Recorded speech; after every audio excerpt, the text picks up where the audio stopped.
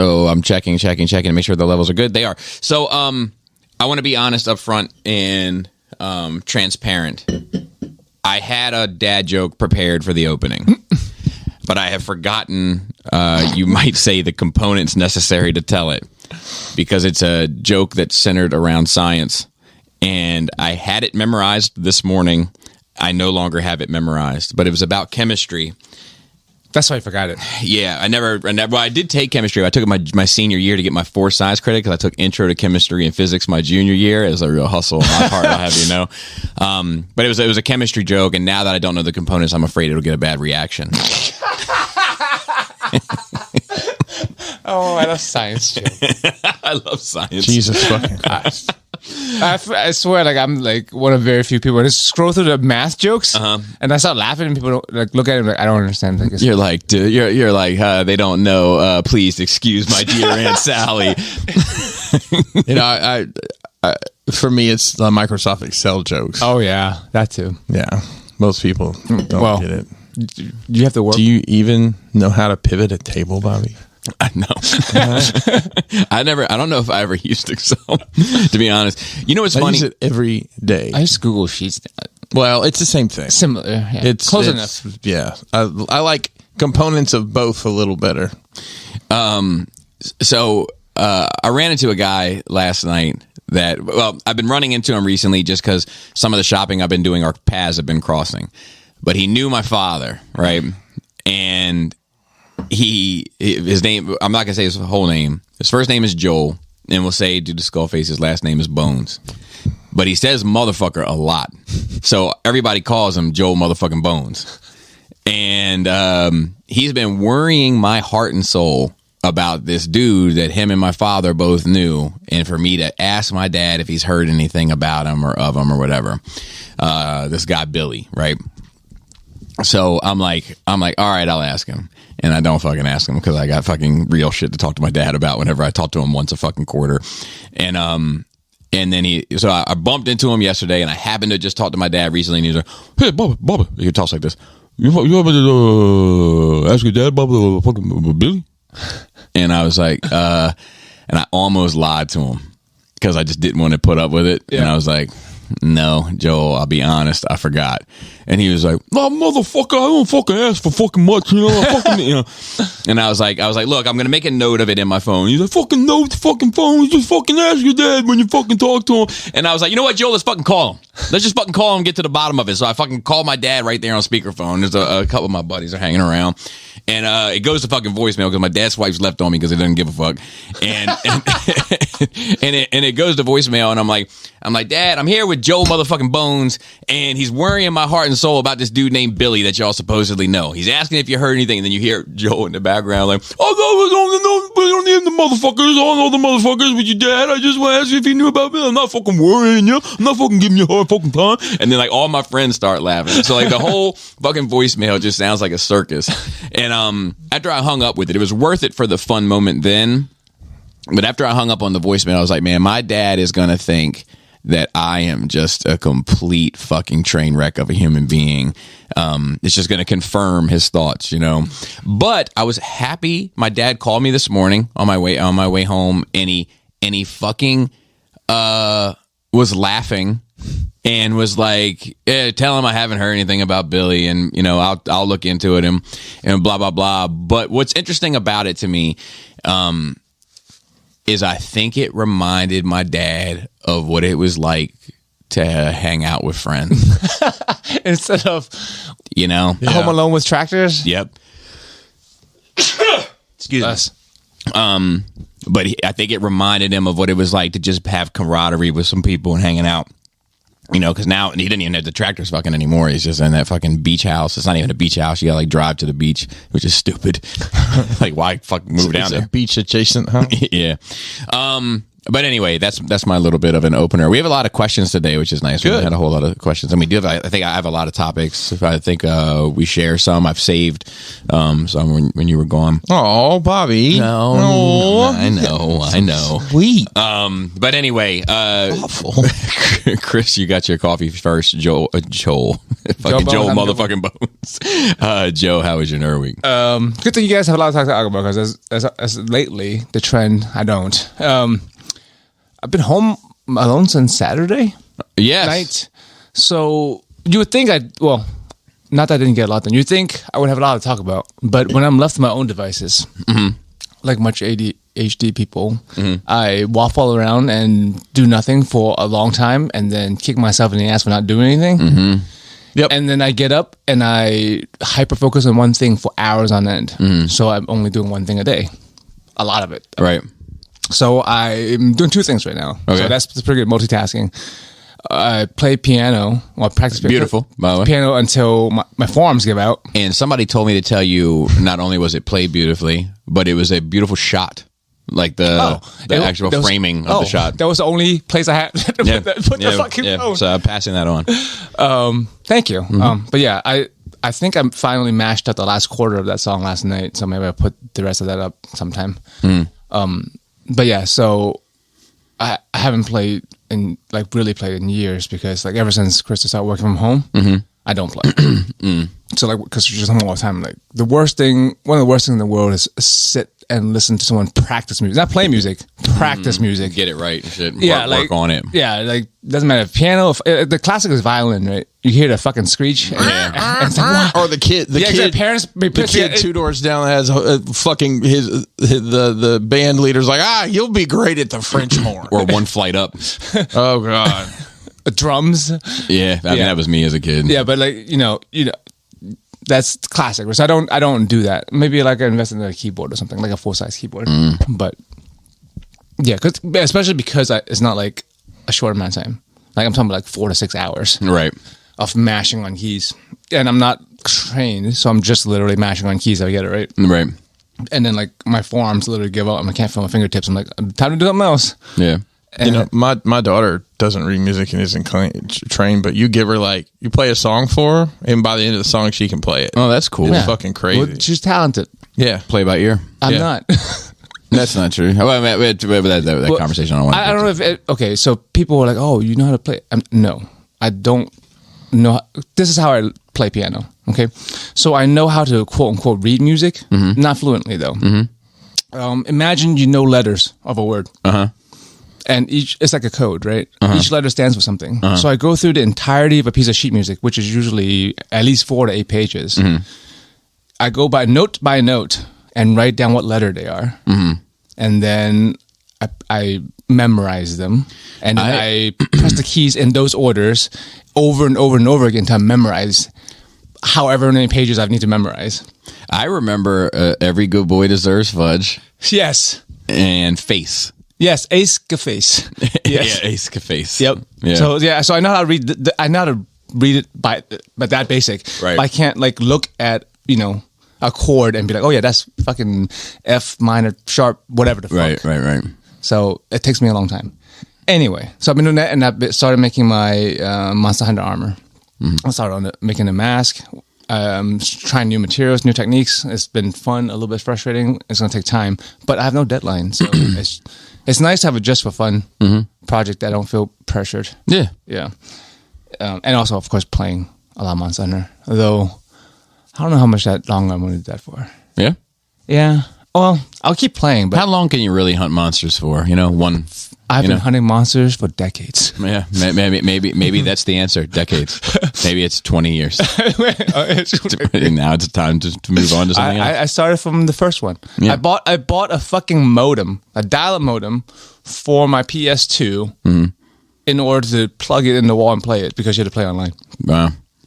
So yeah, but yeah, we'll see. I mean, I'm gonna keep playing Monster Hunter, but it's just group dynamics are weird. I'm trying to get this dog in a craze so my wife can play Monster Hunter.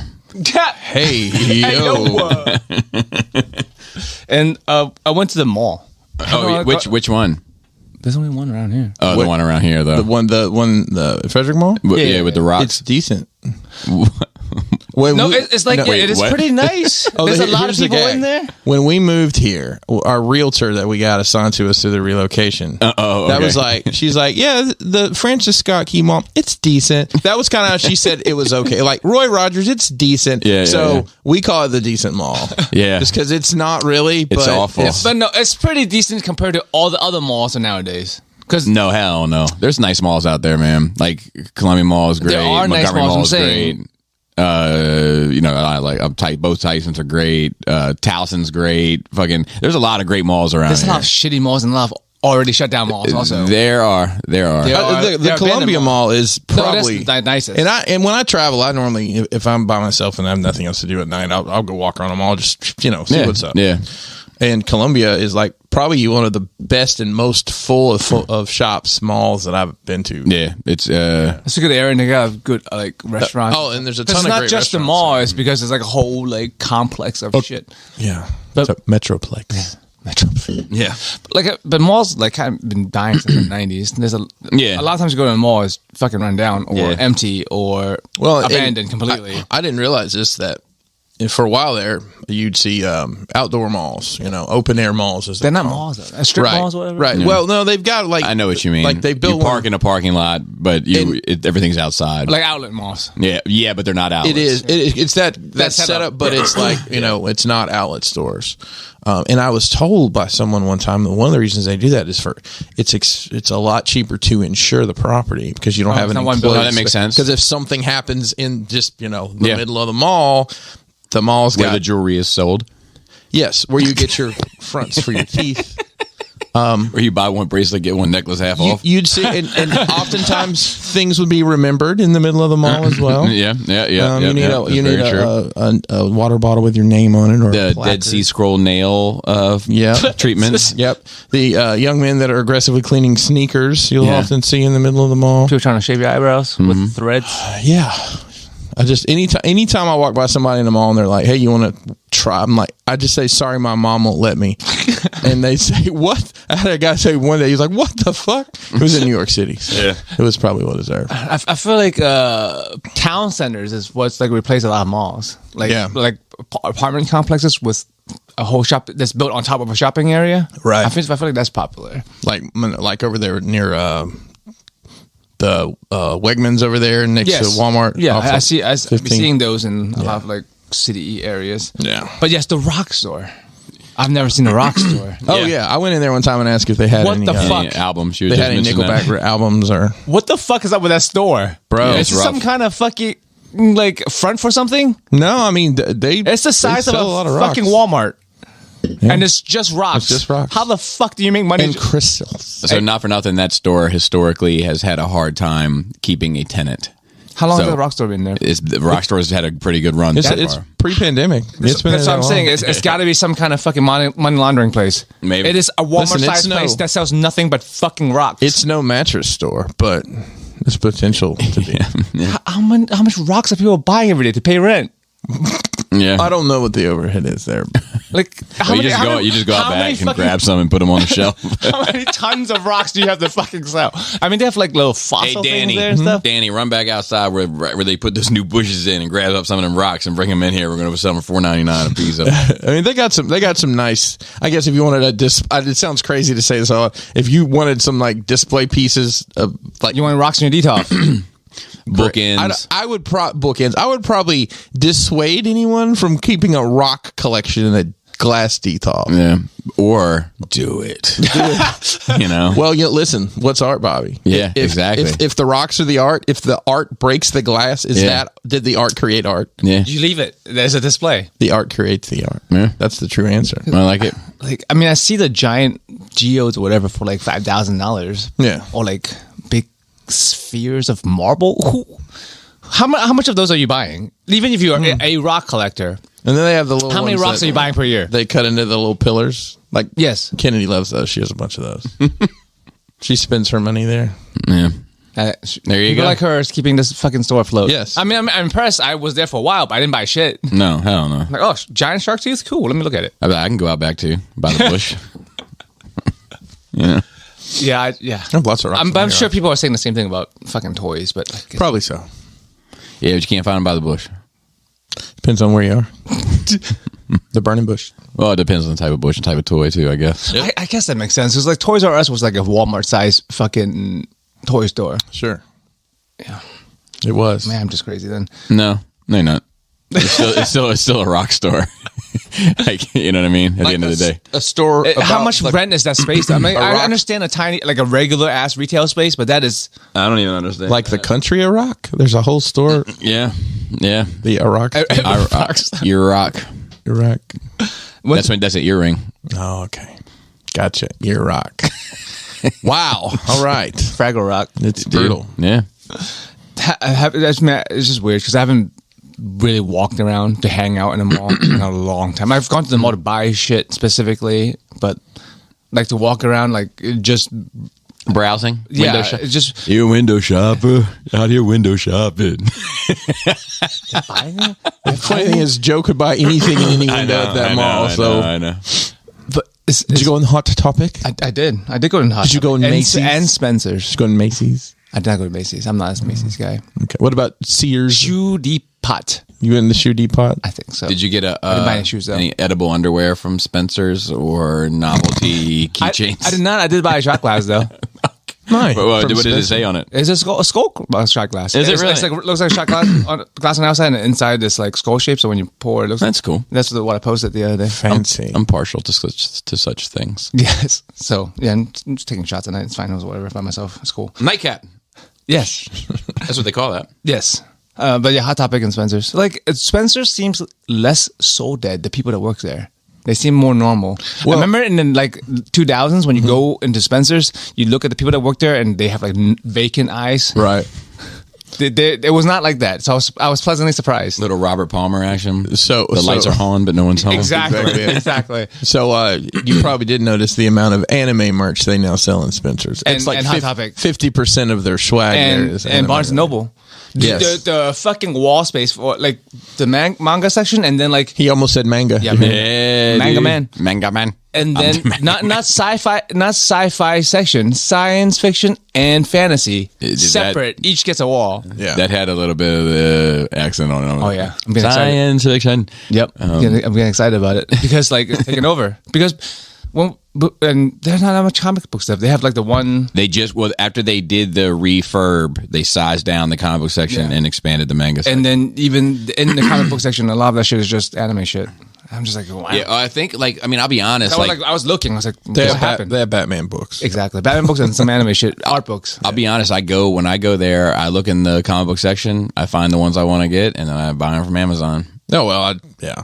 You know, and it feels shitty, but people are buying fucking manga in person, obviously. They are because they have the most fucking obscure shit there. I think it's also some deep cut shit there. My kids often buy shit there. I think it's also fan base demographic, right?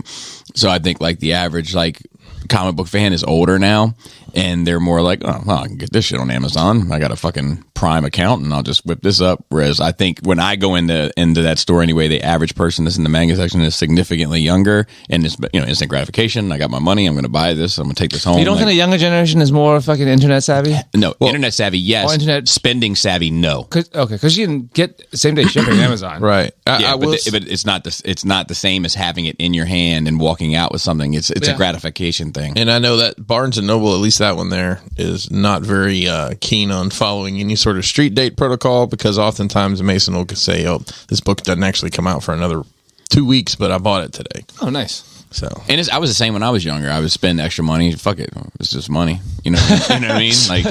Now I still have that mentality in some regard, but another, Yeah. But it's just... I'm not spending $1 for this app. That's right. Yes, but I'll pay $50 other bullshit. 10% off at Sideshow. Let me see what I don't need. Yeah, exactly. Well, yeah, I mean, it's just interesting for me because I haven't been for so long, just to the change to me. Yeah. But that shit is mainstream, man. Anime is fucking mainstream as fuck. Yeah. I guess people still get made fun of for being anime nerds, but I don't know, man. Those sections are pretty fucking big. At my school, at my kid's school, you are in a separate pocket. Yeah. It's just weird to me, the dichotomy of how mainstream it is versus you still being a fucking nerd in school. I just noticed recently, in the last 2 months, my daughter, she has two. Which I'll be honest with you, I didn't even know you could do. You have you could have a close circle It's like for your stories, it's like a green circle instead of a red circle. Yep. So if you go through her stories, it'll be like her and her friends, Amiri, her and her mother getting coffee, and then green circle, bought this anime, bought this statue, blah, blah, blah. Like, interesting. She said, like, there's this other kid at her school, like, that I've known. She's been a problematic kid, but I've known her since Jane was in elementary school, and she's like heavy, like, wears a tail to school and all that kind of business. Oh, wow. And I'm like, is she popular? And she's like, oh my god, she's just out of curiosity. Yeah, I mean, but they treat like a lot of that shit's comic book shit the same fucking way. Well, that's what I was going to ask. Is the only thing they give a pass to is Star Wars, which is the nerdiest of all of it, if you really think about it. I disagree, but it's less prevalent than everything else too, though. That I agree with. I think it's on the surface, Star Wars isn't, but if you go this one level down, Star Wars is the nerdiest shit, dude. I love Star Wars. I mean, I don't right now, but I still disagree. That I think the thing about Star Wars, like, I think that, like, you take Star Trek, right? Star Trek attracts a certain type of nerd. They start dealing with science and shit. Like, actually, exactly. Whereas, like, this guy who I know that I introduced Star Wars to, he's like, oh man, this is fucking fun. Like, we had a good time. Like, like, I think it's definitely nerdy. But, like, when we talk about some of this other shit, like, I think it's less nerdy. But they say, like, like, if a kid has, like, a Chewbacca pin on his fucking jacket or anything, like, nobody sweats it. But, like, I say it's nerdy because of this. There's not books written about how the fucking spaceship engines work in the Avengers movies. But goddamn, not like this. Not like Star Trek. The way they I used to have those Star Trek for Star Wars. And Star Trek is even more. Star Trek's even Star Trek tries to be actually science. In those yes. Yeah, hypothetically, I'm just saying. World. Look, I remember, Joe, you were on a hard Star Wars rabbit hole one time, and you were watching like Generation Tech. Yes. And Bobby's like, "Don't go too deep in the science; you'll get your heart broke," or something like that. Yeah, because the science doesn't work. It's all gibberish. It doesn't make any sense. But that's why I say it's less nerdy. But because it's all nonsense. Because Star Wars, Star Trek, actually, like, they're like, I'm not comparing. Hang on, I'm not comparing. I'm going back to your example. That Star Trek. You got me fucked up now. Star Wars, gets the pass for not being nerdy. Yes. But on the surface, I can see that. But if you go just a little bit of a deep dive in any direction, it's some really nerdy shit. And maybe our definitions of nerdy are different. Yeah, because I think it's all nerdy, right? So it's hard to like. But I do think that, like, the reason why I think, like, real nerds don't respect Star Wars is because it's not nerdy enough. They're like, it's not even fucking how hyperspace works. It's like, because it doesn't care. Fucking space whales, and it's exactly that's the thing. It's like whales. It's all fucking fucking space whales just now. Fun shit. You know what I mean? Like, there's some heart and spirituality and soul in it, but like I think there is a level that you're talking about that exists, but I think you got to go way deep. Like, same thing when he was fucking around with the lore. He's on a YouTube channel of a fan talking about the lore, and I'm like, don't go too deep. He's already deep. I'm like, don't go too deep. Listen, I watch all sorts of deep dive. I watch that Generation Tech guy almost every. That's good shit. Yeah. And Screen Crush. I watch all those guys, and it's super duper nerdy. But I feel more informed about what I'm watching because I understand where they come, the references and everything. And that's probably the nerdiest part of it, is that I watch videos about these shows. Yes, because we're fucking big nerds. Exactly. What's the name of this fucking show? Yeah. So I enjoyed it, and I had like just a bunch of nostalgia waves of just remembering walking around malls when I was younger. Did you get a pretzel? I did not. I smelled it though. Free smell. There's a Korean fucking chicken wing place that like is now an Indian place, which made me like upset because that was a really good wings place. That fucking pizza place was great in there. It was the pizza place, and then it was a Korean wings place, and now it's a Indian place. Yeah, the fucking pizza. The food looks good, but the Mexican food, the little place that's in there. Yeah, right across from that. That looks good too. It's really good. I've eaten there before. They serve alcohol in the middle of the mall in the middle of the day. Who fucking cares, bro? Yeah, It's 2023. Yeah, I don't. I'm just saying, find it interesting. Yeah. But yeah, I keep, like, when I was in Hot Topic and stuff, I keep remembering, like, I remember, it's not just nostalgia, it's remembering, I remember who I used to be. I'm like, I remember I used to feel this way and like these things, and I don't now. And it's just, I don't know. it made me think a lot about just being a completely different fucking person. I've thought about that too to some extent, especially in Hot Topic. Like I remember, why do we all think about this in Hot Topic? well, because I can tell you exactly why. For me, is that like I think I went through a phase, specifically like 2005 to 2010, like that era where I was set up, I was on my feet and everything, and I loved this shit, and I kind of wanted to announce it. Like, I think this shit's cool. I'm gonna represent this. But once it became super mainstream, it's not that I was like, I don't want to a hipster. No, it wasn't that. It was that I didn't feel the need to anymore.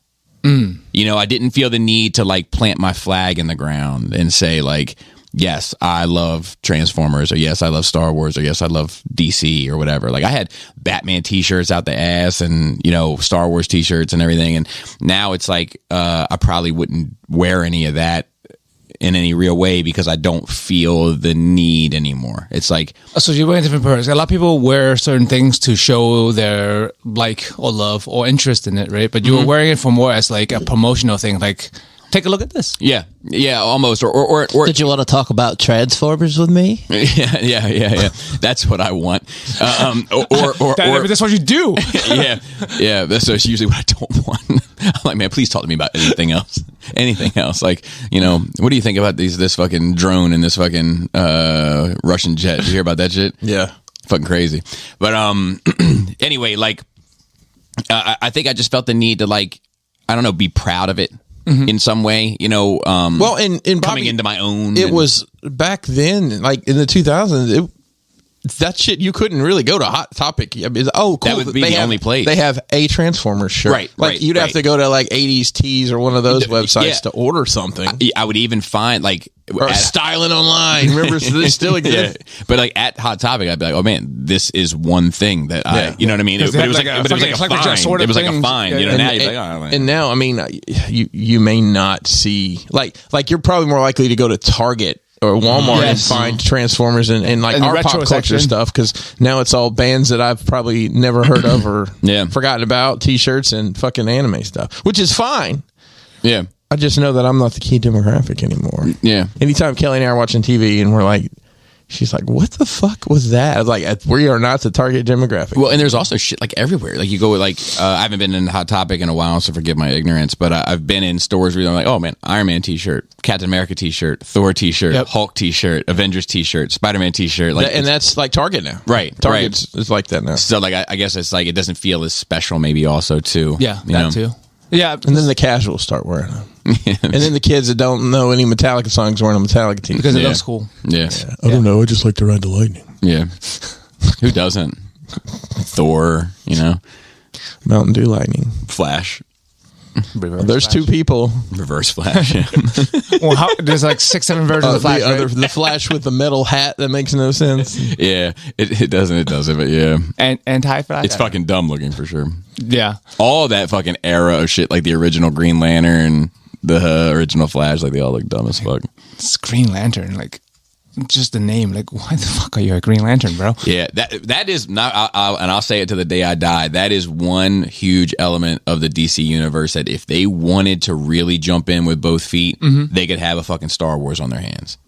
Like, but they. I mean, I'm trying to. But when they tried it, I'm trying again. They did it all sorts of wrong, and it fucking failed twice. Like, twice? Twice? Well, I mean, wasn't there a Green Lantern in the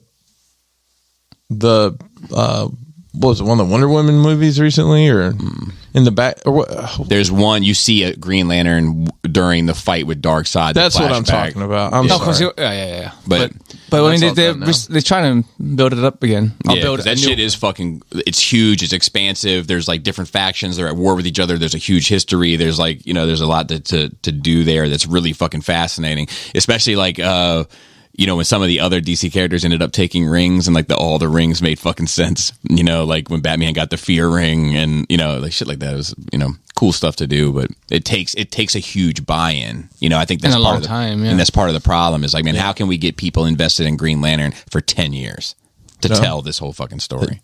Start building a universe that makes sense and get everybody to stick around for a little while. Yeah, but even that, I think which they're attempting, right? I'll believe it when I see it. Don't get me wrong. I mean, they're actually working. They're taking a stab at it, right? Supposedly, but even that, it's fucking Superman, it's Blue Beetle, it's fucking the. Well, you have to establish Batman. the main one. Agreed, but what I'm saying is because all those resources are going to be spread out, you can't do the Lantern Corps the justice it needs to really get people to buy in my opinion. Yeah, I mean, what because the Lantern Corps itself is it's its own pocket universe of DC. It's it's almost like X-Men in a way. Well, also, yeah, that's true. I mean, it's similar to we didn't get Captain Marvel and the Kree and all that shit till 10 years in. Right? Yeah, that's true. That's the most similar. It's been Nova, so impactful. All that. But they haven't been able to jump into that really hardcore yet either. No, they've touched on it. They've touched on it. I mean, because they had to do a bunch of Earth shit before they expanded to the space shit, right? And then time and multiverse, right? Because you have to walk people through. You can't just jump. I don't know if you need the multiverse to do it, but I hear what you're saying. No, I'm just saying to get people to buy in a bigger concept, you got to start smaller, I guess. Yeah. Even with Star Wars started on a fucking moisture farm, right? Right. They didn't start. What I'm saying is that Green Lantern is Star Wars. It's that big, and I doubt they'd ever had the time, energy, resources, or what they would consider to be consumer interest because they're not taking the same risks seemingly as Marvel. Marvel will take a huge risk because they can now. And when did Guardians come out? Summer. I don't know. It all sounds pretty nerdy to me. Yeah, I mean it is. But I mean, you're talking about you can have a whole Green Lantern universe without having any other DC shit. I'm saying you can. You can, yeah. There's enough that there. Big, yeah. But it's just why? It's it doesn't sound good on paper. Even me saying it, I'm I get why you wouldn't do it, but it is that good. So it was 2014. So really only 4. If you think about it. 2010 being Iron Man, it only took them 4 years to be able to take that to take that kind of a plunge. Yeah, they had a good few ones in there. Yeah, they had a plan. Yeah, they did. That's true. They had a plan. It all tied in together because I know I'm not the only one who when they announced it, I'm what the fuck is this shit? Yeah, I mean, I didn't know what it was. I didn't know what it was, and I found out what it was. I'm this looks dumb. There's a raccoon. And a tree. Dave Bautista. I was familiar with the tree. The fat guy from Parks and Rec. What? And I had seen the raccoon before, but the moment it was announced, even before the trailers and all that, I went out and started reading it. They had just ran down to Barnes and Noble. Yeah. I ran there to make a wish list to buy from Amazon. The real pro move is just to go to Barnes and Noble and just read the fucking book. I've done it too. I've done it, but I do end up buying it from Amazon. I don't have time to read the last chapter. Super fast. We all have before smartphones was prevalent. We all had phones that can go online and do stuff, but it's not the same as now. Going to Barnes and Noble for an afternoon just to hang out and read is a fucking thing. You used to see it. I used to do it all the time. Yeah. We get a coffee. I saw 2 fucking kids in the anime section reading manga, and I was oh man, I was a kid. Sometimes it was hard to find a seat. Yes, it's all the seats are taken. Yeah, and it wasn't it wasn't for the lack of seats either. Because a lot of Barnes and Nobles just have chairs everywhere. Do you remember Borders? Yes, yep. I preferred Borders. Because the music section was incredibly impressive. It was are they dead now? Is that only Barnes and Noble? Yeah, because it was Barnes and Noble's, Borders, Books a Million, B. Dalton, Booksellers. Still around. Books a Million. I preferred. That's kind of what growing up. It was a dead mall, but there was a giant like the end of episode 1. Asterisk. Yeah, for sure. You technically have a dead mall figure, don't you? So, fuck. Okay, dead mall. Yeah. On the end, it had been some gigantic department store with multiple floors and shit. Half of it they turned into this giant Toys R Us, which is when I think of Toys R Us is the memories of this, and the other half is a giant Books a Million. Yeah, and that's I just remember growing up there. They had a true comic section. I remember I made my mom go wait in line. Lucy's? I made my mom go wait in line to give me the black bag, the Death of Superman book. That are, they're worth pennies today, hundreds of pennies, Joe. There was a the what I loved about Borders was they had import stuff. So I could go there, and I remember there was because you were that smart ass at school. Well, actually, if you have the Japanese bootleg on the B side, there's a remix of the song featuring kind of, but like, but I wasn't that. What I was is like, oh, you like that? I had these mixtapes for sale that has a remix of that. From is that what you did? Oh yeah, nice. All through high school. But so see. You're probably nerdier about music than any of this shit. Oh my god! And I'm nerdier about wrestling than any of this shit. And you're nerdier about anime than any of this shit. Yep, it's true. I'm just a nerd about being a nerd, but I like so much shit that's nerdy. I do too, but I know that music is my bag. Yeah. Like that's where I'm like, I could stay here all day. You know, I could like, all right, me in wrestling. Top 20 album covers. Let's get it going. You know what I mean? Like I top 20 fonts on album covers. Like I can, you know, I can have those discussions. You know, but like. The Borders, I remember there was this rumor that this guy Tricky, who's like an electronic artist out of Bristol in the UK. Yeah, I know Tricky. Yeah, he's awesome. He's funny as shit too. There's this like interview you can find, side note, of him talking about Lenny Kravitz, like wanted to meet him at this fucking bar, this thing that he was at. And they're like, hey Lenny, and when he says the interview, doesn't even pronounce his name properly. It's like Lenny Kravitz says that, he wants to meet me. I was like, oh yeah, you know, for sure I'm here. Let him know I'm here. It's fine. I'm here. You know, no, he wants you to come over to him. Why the fuck would I come over here? I don't want to meet him. He wants to meet me. I'm fucking sitting here. but anyway, I like that energy. Yeah, there was a rumor that he had produced a remix to Notorious B.I.G.'s "Hypnotized," and I scoured Borders Books and Music till I came across this import CD, and sure enough, there it was sitting on it. I have it in my collection to this day. Wow. Yeah. No more Borders though. But No more Borders. I do like Barnes & Noble because I used to read a lot in the 90s, and I don't remember where all those books are from. But I didn't have them anymore, and I want to read them again sometime in the like early 2010s. And Barnes & Noble has like a not eBay, but like a used book. Like they'll look for books. You can give them a list. I don't know if it still exists, but you can give them a list of books, and they'll look through other old bookstores and get them for you. So they also the Barnes & Noble. We're taking a deep dive, but the Barnes & Noble that was over in Ellicott City. They used to have a business card at their front counter of like a book detective. Yes, I mean, yes, and like you could take the card and call. So I have the Flight of Dragons first edition from there calling the book detective. So yeah, so Of course. So I used the online version. I think that's fucking cool for book nerds because like I was a series of book called Cads that like I'd never fucking see anywhere. It's out of print because it was like written in like early 80s and I read it in the 90s and it was 2012 or whatever. But so yeah, I think it's cool. I now sit on my shelf for no fucking reason. And that's it. I found out fucking the diarrhea is hereditary, bro. I didn't know that. What is diarrhea? Is it really? It runs in your genes. Oh, look who's getting in on it. Look who's getting in on it. Damn and it, I Joe. wouldn't have fallen for that from you. It's only because he's never done Exactly. And you work in the medical I field. buy my time, bro. That too. I buy my You've been time. waiting on that one for Well a done. very long time. So last week's show, wow, that was a lot of fun. Yeah. I have a question. Yeah, shoot. You said something. You were talking about someone wearing some clothing brand, purple maybe, Yeah. and you would Chris Rock. Sure, you had said that something about we're in the fashion era that we're in in like hip hop culture. Okay, I think you just started paying attention to this stuff like over the past couple years. I think it's always it's always been there in some capacity. In some capacity, yes, but there's a difference between like the early '90s and like Coogee sweaters and then the mid 90s with like Carl Kanai and Sean John and Rockaway Right. and all that kind of shit to now people wearing like $2,000 hats and shit like that. You know what I mean? Like I understand that, but I mean, that's been going on for like I'll give you an example. Yeah. Wale. Back when I paid attention to things, this was early Instagram days, and he's a big sneakerhead, so I follow him for that. But he had on a pair of Balmain. Balmain, is that how you say it? Yeah, Balmain. Balmain. Yeah. You want to go play Balmain? yeah. See some hoops? Yeah. There's some jeans that the first time I think they originated. It's called biker denim. I'm sure if you're familiar. I'm because guessing. that style. And you mentioned this one day about how you watch something on fashion, how things, you'll see them on a runway, and then 10 years later, you'll see them in Target. Devil Wears Prada. Okay. that exact pattern, those jeans, like my kid has sweatpants from Target that have that exact same. Correct. So I'm just saying, like, I don't know, 20, how long's Instagram been out? 10 years?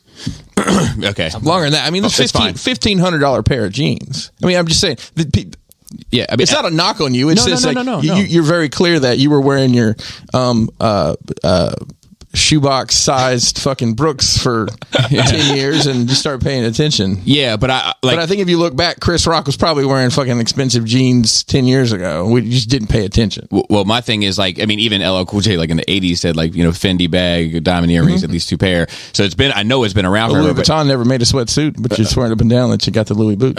But we're currently in an era where it's all that's being worn. Okay. It's not like special anymore. It's like everybody's fucking wearing. So it just was weird to see him wearing something that was a moderate thing. It's like the inverse, is what I found interesting. So the opposite side of that is like I remember, like, when I was in school, if I wore some fucking Walmart shoes to school, I was going to get shit for it. Yeah. Now, like, my kids have never asked me, none of them, to buy any particular brand. And I don't know if it's like they're just so off the radar that, you know, I'm sure there's kids at school that are toting around expensive fucking handbags and purses and whatnot. But, like, it doesn't seem to be as prevalent.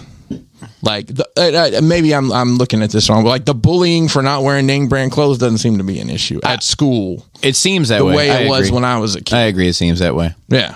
I don't know. Just something that came to mind when I was listening to you guys. I watched a bunch of shit. Netflix was very heavy this week. Was it? I watched a documentary, and if I'm being honest, I might have watched this a while back. It's called Inside the Mind of a Cat. Have you watched that on Netflix? I have not. I need to. You need to watch Sounds it. Like it's a lot of stuff that, I mean, people are goddamn cat scientists. I love it. Did you end up watching the Chris Rock? Yes, I watched it last night, actually. I enjoyed it. I didn't think it was amazing. Yeah. Which I guess it's weird because you know people as being great. Yeah. So when they're good, it's like disappointing. It was average for him. Yeah. So like, even though it was good, it was still disappointing because I wanted something better. Somebody's been pointing out to me a bit about, not to take a deep dive, and actually Gary was talking about maybe coming by today because he's like a huge comedian. Like, that's his wrestling, his stand-up comedy through the years. And he was going to have this whole speech prepared about how Chris Rock makes a lot of dangerous jokes in that show from very safe perspectives, which is in his boat some cowardly shit. I got you. But like stuff like like, I'm on board with trans. I'm on board. I'm an artist, and then the trans okay with me. But my brother, he's not. And then he gets the trans jokes off from his brother's perspective. I mean, it's kind of clever on his part. It is, but it's also interesting, like to think of that show in that way. Because I was like, breaking news. Yeah, Chris Rock ain't got no damn brother. He just told you a story. I'm just saying. Yeah. I have not seen that. Although I've seen the high points on the news and whatnot. So, but anyways, it's only like an hour long, that documentary, but they're talking about cats, and some of it's, there's people in Japan, and during it, I said to Kelly, I said, are Japanese cats different than American cats? And they are. They have a different demeanor. Like, they said a Japanese cat is very... Dogs too, some of them. God damn it. They say that like a cat that's from Japan is very, like, if you put them in a new space, they're very uncomfortable. They like will hide. And then a cat from America, oftentimes, if you put them in a new space, they're going to just go fucking explore. So that's interesting. It is interesting. It's a lot of science in there. Even cat has culture. Yeah, cat culture for sure. I watched Bullet Train. Oh, throwback. Is that throwback? What? Is that not throwback? No, is that new? It's new. Newish now. Brad, yeah. I mean, it came out last year. Brad Pitt. Fun ride, right? Oh, how was it? It was great. It's fucking. By the end of it, it's fucking ridiculous, but it's fun the whole way through. I mean, it's a caper movie set on a train. Brad Pitt plays this really quirky kind of character, kind of like, I don't know, very specific about things, and it's got a good ensemble cast. Yeah, I mean, I thought it was a lot of fun. The brothers were cool. Yeah. Oh yeah. Tangerine and Lemon. Yep. I wish Brad Pitt would work more. Really? Yeah, like I miss him. Like he does a lot. Stuff. I just don't think it's on your radar. But it wasn't. He used to be super prolific, where it was like big Brad movie. Pitt. You know, yeah. Like now it's kind of like, yeah. Now Hey, did you know he's in such and such? It's probably now like Brad Pitt on behalf of the children he has with Angelina Jolie presents this shitbird movie. Because he doesn't need to work. And I wouldn't imagine for sure. And like 100%. You know, I used getting up there in age to like slow down. Yeah. Probably. I remember he had a movie come out called The Mexican. It had I love that movie. Yeah. Julia Roberts and James the guy with the Gandolfini. heart-shaped. That's a good movie. Yeah. I haven't watched it since it came out, but I remember liking it. It just a seemed lot. odd in the time for him. He's it in seemed that- a little out of character. He's in that movie. He's in a lot of different roles, though. I think that's part of his. Yeah, for sure. He's not He's great. He's not one of those guys who are like, oh, he's great in one role. 100%. Yeah. He like that movie, The Counselor. I always talk about like he's fucking amazing in it. But I always quote that these people, they don't believe in coincidence. They heard of it, just never actually seen one for themselves. Right. Like, he's amazing in that shit. He plays like the connect between the cartel and the everyday person. Yeah. I love that. There's dude. the Pikey. The man. Yeah, I mean, Fight Club, fucking, Thelma and Louise, the fucking the Nazi scalps guy, like you know what I mean? Like he's fucking, he's fucking amazing. Inglorious Bastard. Fucking Sleepers. Remember that? Sleepers is a movie that doesn't get talked about enough, but That's hard to fucking watch. it is hard to watch, but it's I watched basically it once and I'm never going to watch it again. it's these boys that went to this like bad school, boarding school, It was yeah. a boarding school, and they got sexually assaulted by a number of people there. But two of them end up growing up and starting the biggest Irish gang that America's ever seen, called the Westies. But they were all fucking brutally tortured in this fucking boarding school. It's Brad Pitt's in it. I forget who the fuck else is in it. Jason Patrick. But it's fucking. If you haven't seen it, it's a strong recommend from me. Yeah. Watch another movie called Big Bug. Yeah. It's actually and honestly I didn't like. I feel like I got duped because if you hover over on Netflix, it kind of starts playing like a little trailer or whatever, clip of it, and it's like, okay, this looks interesting, and it turns out it's a fucking French movie. It was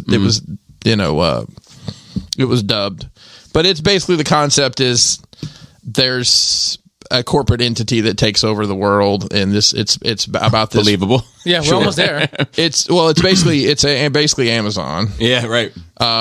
That's what I was thinking. And they're in this house, and so the house is a smart house, and it locks the house down, and it's the mom and the kids and her husband, the kid's father, who they're divorced, and then his girlfriend, and it was entertaining. I don't know that I'd really recommend it to anybody. Yeah. You would have absolutely hated it, Bobby. Really? Yeah, I mean, I do come across movies where I'm like, it was good enough for once. I would never watch it again. I wouldn't recommend it, but I don't regret my time. Yeah. Watch another movie called Spiderhead. It's got Just watching all kinds of weird shit. it's got Thor in it, Chris Hemsworth, and Is it awful? no, it was actually good. So it's basically it's Because I feel like when he's not Thor, it's usually awful. this might have been one of the best. direct to video kind of guy. I think this might have actually had a theatrical release at some point, or I may be horribly wrong. He plays a doctor that's got these group of prisoners on an island, and it's a test facility, and they're testing drugs on these people. And the kid's name that's the other lead is his first name is Miles. I can't. Morales. Yep, that's it. I'd be like, point me to the law to break. You know what I mean? He's been in lots of other stuff, but there's a romance element that develops, and then basically they're trying to make they'll put a man and a woman in the room, and then they give them this specific drug, and they just basically start fucking like crazy. And there's another It's one called Molly. Understandable. You're right. Understandable. There's another one.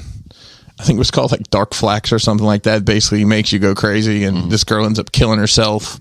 And then they'll sit like, all right, you've had sex with both these women. We're going to put both these women in this room, and you're going to sit in here with me and observe them. You have to pick which one gets the crazy drug. And just it's kind of a mental brain fuck, but I'd recommend that movie. It sounds interesting. I Yeah. that, It definitely that kind of is stuff is down entertaining. my alley. Before we get to creepypasta shit. Right. Before we get to commonality, I think I've mentioned before, oftentimes when I use the restroom at a Target, I have some very strange How often are you interaction. using Target restroom? Well, I pee a lot because I'm old. I'm trash. So when I go to a Target, I oftentimes will just use the bathroom. I guess you just go to Target a lot. I don't really. But I oftentimes have an odd interaction with someone near or in the bathroom. This one might top it. Okay, good. So I'm in Westminster. I'm familiar. The county seat of where I live. It's where all the big political decisions are made. Hubbub. All the hubbub. Just the bubs. No hubs, just bubs. Yeah. As in, Schnicket. as in exactly how you doing, bub. So I go in the bathroom and there's this weird tension when I'm pushing the door. There's a buggy pusher kid behind the door, like filling out the "Did you wipe the toilet seats" chart, and I'm like, "Oh man, my bad." He's like, "Oh, no worries, doesn't bother me at all." I'm like, "Cool." I walk around, I'm standing at the urinal, doing my business. This dude is straight up having a conversation with himself about this cleanliness chart. All right, so he was literally going through it out loud. Which part? And and then when I go to leave, I'm like, all right, man, you mind grabbing the door? Was like, oh yeah, let me get that for you. I'm like, how long does it take you to fill this chart out? And why are you standing? He's taking his job very seriously. Just lock the fucking door right there. You put your hand out, like, mint? Please. Like, dude, what types of cologne do you? Yeah, exactly. I hate a bathroom attendant. Something awful. I know we've talked about. I don't like any extra service. Yeah, I know it's cool to get a job. I don't need a bathroom attendant. I don't need an elevator button pusher guy. No. Yeah, I don't like it. I don't need a fucking gas filler upper guy. I don't like. Let me get the, so to speak, preemptive. I don't like to be serviced in general. Yes. Yeah. You know, it makes me feel necessary. It makes me feel uncomfortable. I want to make sure they understand how grateful I am, and So I watched finish The Last of Us. I did as well. Yeah. I'm going to start that Sunday probably. We have a question about it too. That you'll be able to participate in, being as though you play. And forgive me, I don't quite remember. Okay, so I think the last time we talked, the episode was like Ellie's backstory, which I was like, I could take or leave this. Yeah. And then the one about which I found out was downloadable content. Yeah, so like a tip of the hat to the players. Thank you, everyone who commented that to anyone who was listening. And then the episode about the sexual predator guy, the preacher guy. It was good. Oh, that was some good shit there. That definitely was. And then the finale, man. Oh, I was torn about that. So and I think that's the point of it. Is the whole season the whole game? Is it? No, no, by no means. I think maybe. Really? Okay, well, I'll give you the high points. They get her to a Firefly facility. The way they were trying to go. Yes. That's the end of the game. And then Joel makes some and then he lies to her when they leave. Mm-hmm. Okay. That's the end of the game. Yeah. So let me say this. Goes back to the brothers, right? No, that's just that's where they're going. Oh, they're going back to but they don't get there in the movie. They're like, all right, we'll head on down that way. That's the that's the end of the game. Yeah. Okay. I love that game. Wow. Really? It's great. So I want to say this. I'm playing the game, right? Okay. Now that I know what you just told me, I am probably more likely to, because I didn't want to spoil myself, so I might. That's the I might. So I guess season 2 will be the second game. So I had to not play that. That's surprising that they didn't try to spread this out more and add more stuff to it. I mean, I like that they did it a short. Right? They just kept it true. Is it a short game? Because it. No, but it's a lot of like just getting to so there's been 9 hours, but just getting to a bridge in that game, you got to go through, you kill all these people, sneak around, do all this shit. So it's like you know. So I mentioned about you just took 9 hours of cinematics out of the game. That's true. So like no gameplay, just the cinematics. That does make sense. So I will say this: a couple things. One, the Henry and his brother.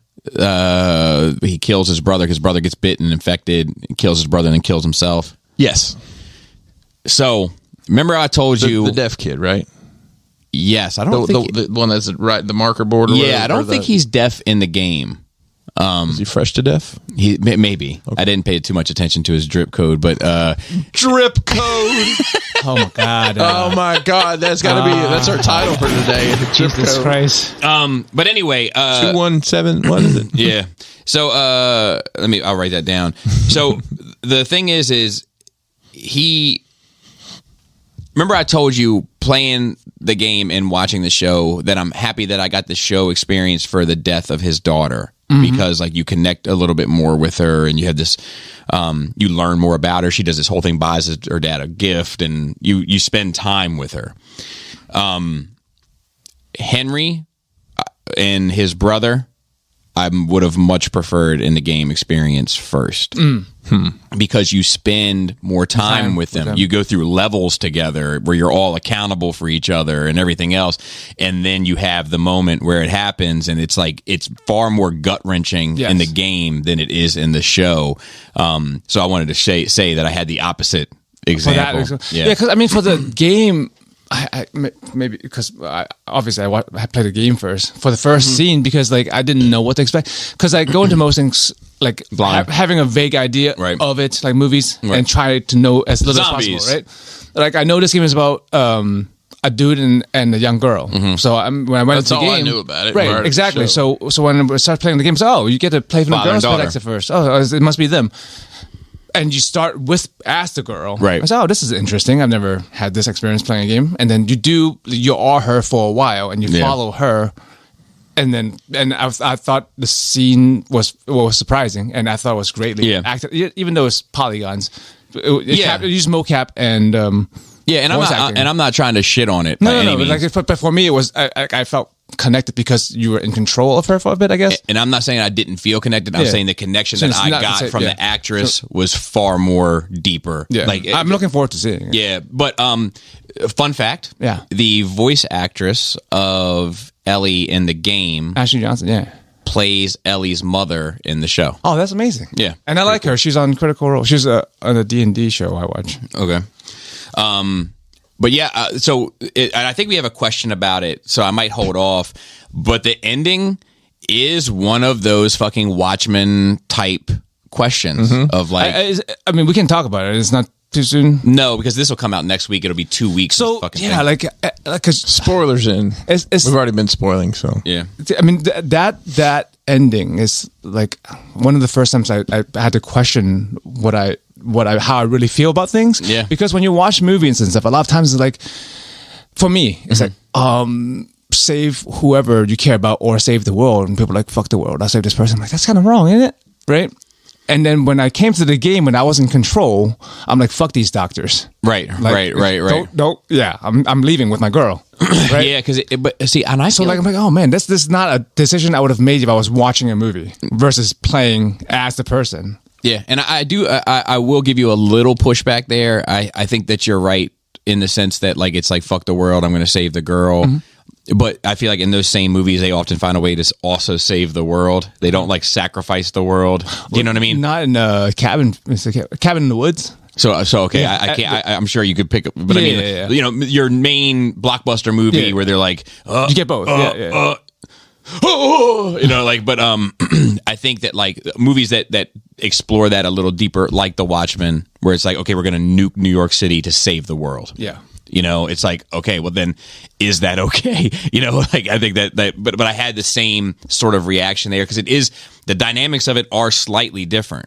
You know, because even in The Watchmen, it's more of a moral, ethical thing without the personal attachment. And now it's the personal attachment, and it is, you know, seemingly, I don't know how the second one plays out, obviously, but it is seemingly one or the other, and you're choosing the fate for the planet. Yes, you know, and it's selfish. It is. But I realize how emotional. Yeah, I've always known I was emotional, but I'm also, as the economy, I always think I'm a very rational person. Yeah, right, to make the right choice when needed. Right, but obviously, like that game was like, oh, I guess not. And it's, I mean, I guess my feelings will like come out on top at the end when it comes down to it. It's that lie that really seals the. I don't want to use the word villainous, but if I had to choose a word right now with a gun to my head, intentions of Joel is when he knows that she didn't want that.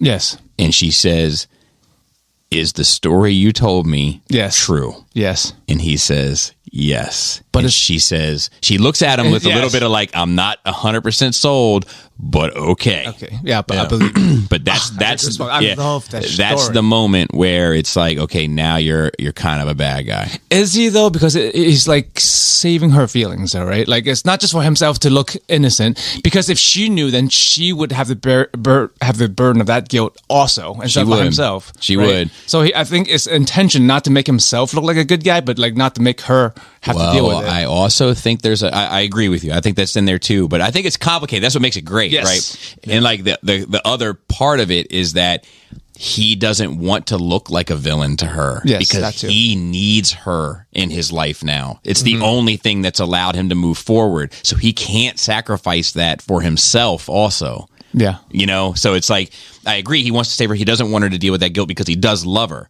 But because he loves her, he's also protecting himself. Yes. You know, and it's like multi-layered. Yeah. But it's like an ogre.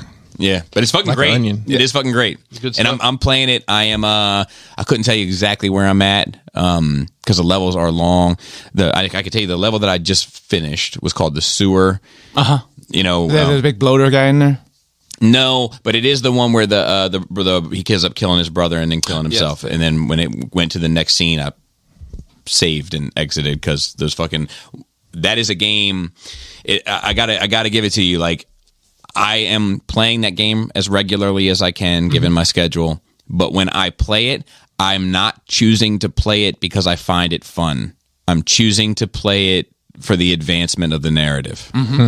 That's why I like story-driven games because I want the story. Because I actually have some issues with the dynamics of the gameplay on it, where I'm like, I don't care for this. It's a bit older now too, but it's what it is. So they remastered it, didn't they? When the PS4 came out. Okay, that's what I'm playing. Is the remaster because it was on PS3. Right. I think they might have remastered it for PS5. Speaking of PS5s. They are, if anyone out there is looking, look just a little harder, and they're going to be everywhere. I mean, you can order them directly from Sony right now. I've seen them apparently the Walmarts are actually just carrying the consoles in some places now, and not just the bundles that nobody ever seems to. I think people buy them out of desperation. But I saw something funny the other day. It was a post, because Sony had made a post like, hey, it's available, you can order it. And this guy's like, is it just me? Or maybe it's my TV, but I can't tell the difference between PS4 and PS5 graphics. And then he's got watching like a 280p TV. I'm like, bro, what is wrong with you? A is your TV and B you can buy a 1080p TV. You can buy like a 32-inch 1080p TV for like $100 fucking. I don't get it, man. Like if you play Tetris on your PS5, it will still look like Tetris, bro. It will. That's right. It's like, I'm mainly playing Tetris and what are those? Some of those side-scrolling games like Shovel Knight, stuff like that. Roblox. Yeah, but I distinctly remember like between like Spider-Man on the PS4 and Spider-Man on the PS5. Oh my god, so much better. Just the processing and it's so quick. Yeah, at this point, I'll probably just wait for holiday season. Yeah, and probably hopefully I don't know when Final Fantasy VII Rebirth comes out, but hopefully there will be a bundle or like a special edition console. They haven't been doing those lately because back in PS2, PS3 days, you buy a console that's like colored or themed like the game. Yeah. They haven't done that for the PS5, I don't think, have they? Not yet. So it's rumored is the new Spider-Man game will get a themed console. Mason said he's going to wait. He's waiting to get a PS5 to get the themed console. Yeah. So I did want to get one last thought about Last of Us before you move on, just about the game. I'm not particularly good at it. But I think one of the reasons why I'm not good at it is because of how much they talk about, like, conserve your supplies. We don't have much supplies. Ellie, don't be wasting the supplies. We got to conserve these supplies. So I'm always like hesitant to use anything. And I'm like, we're just going to fight it out, bitch. Like, let's flash, shiv it. Is there a crafting element in that game? Yeah, you make a little flash your own stuff. Okay. Yeah. I gotcha. Trying to wrap up dioramas. I mean, to get all our orders out, we're actually going to close the store in the end of the month. Just because we got a lot of shit going on next month. So working on that.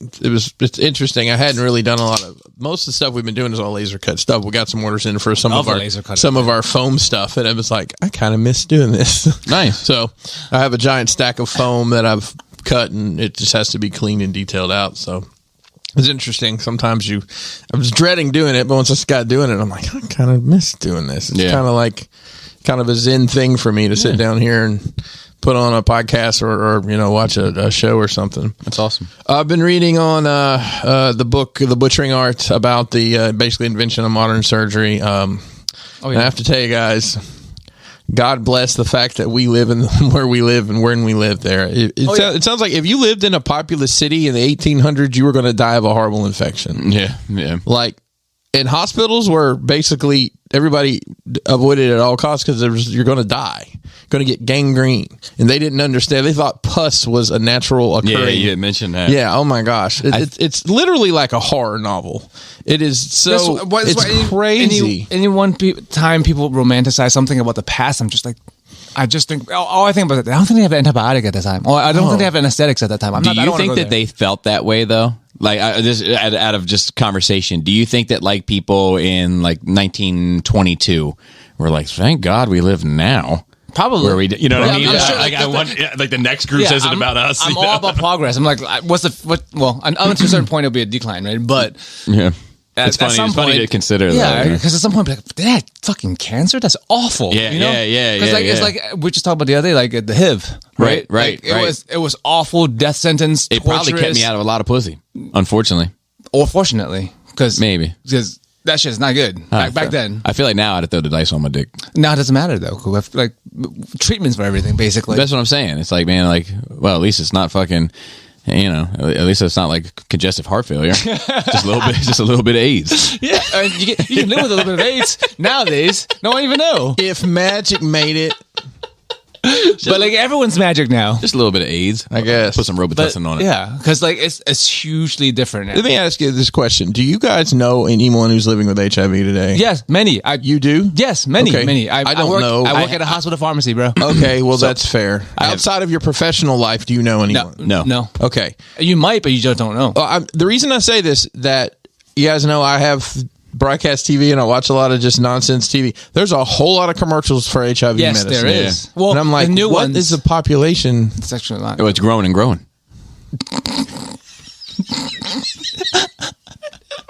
Okay. Oh boy, it's the alphabet game. But drugs keeps getting better. I also because I think because not people will pay for it, but government pay for it. Because like if you can't pay for HIV, like no one goes without HIV meds unless they're just non-compliant. And there are people who aren't, which is crazy. Because I worked at a HIV clinic like 10 years ago for a little bit when I was in pharmacy school, and like just people who don't fucking take their meds. Yeah. I don't understand. I mean, same with people. I mean, like I lost a friend, like this girl Candy. Like I don't know if either you guys ever had the opportunity to meet her, but she was a fucking pleasure. And like I said, I've said it 1,000 times, but she's the only woman I've ever met. Yeah, I met her a couple times at Halloween and stuff. There you go. Yeah. She's the only woman I've ever met in my life that was really like one of the dudes.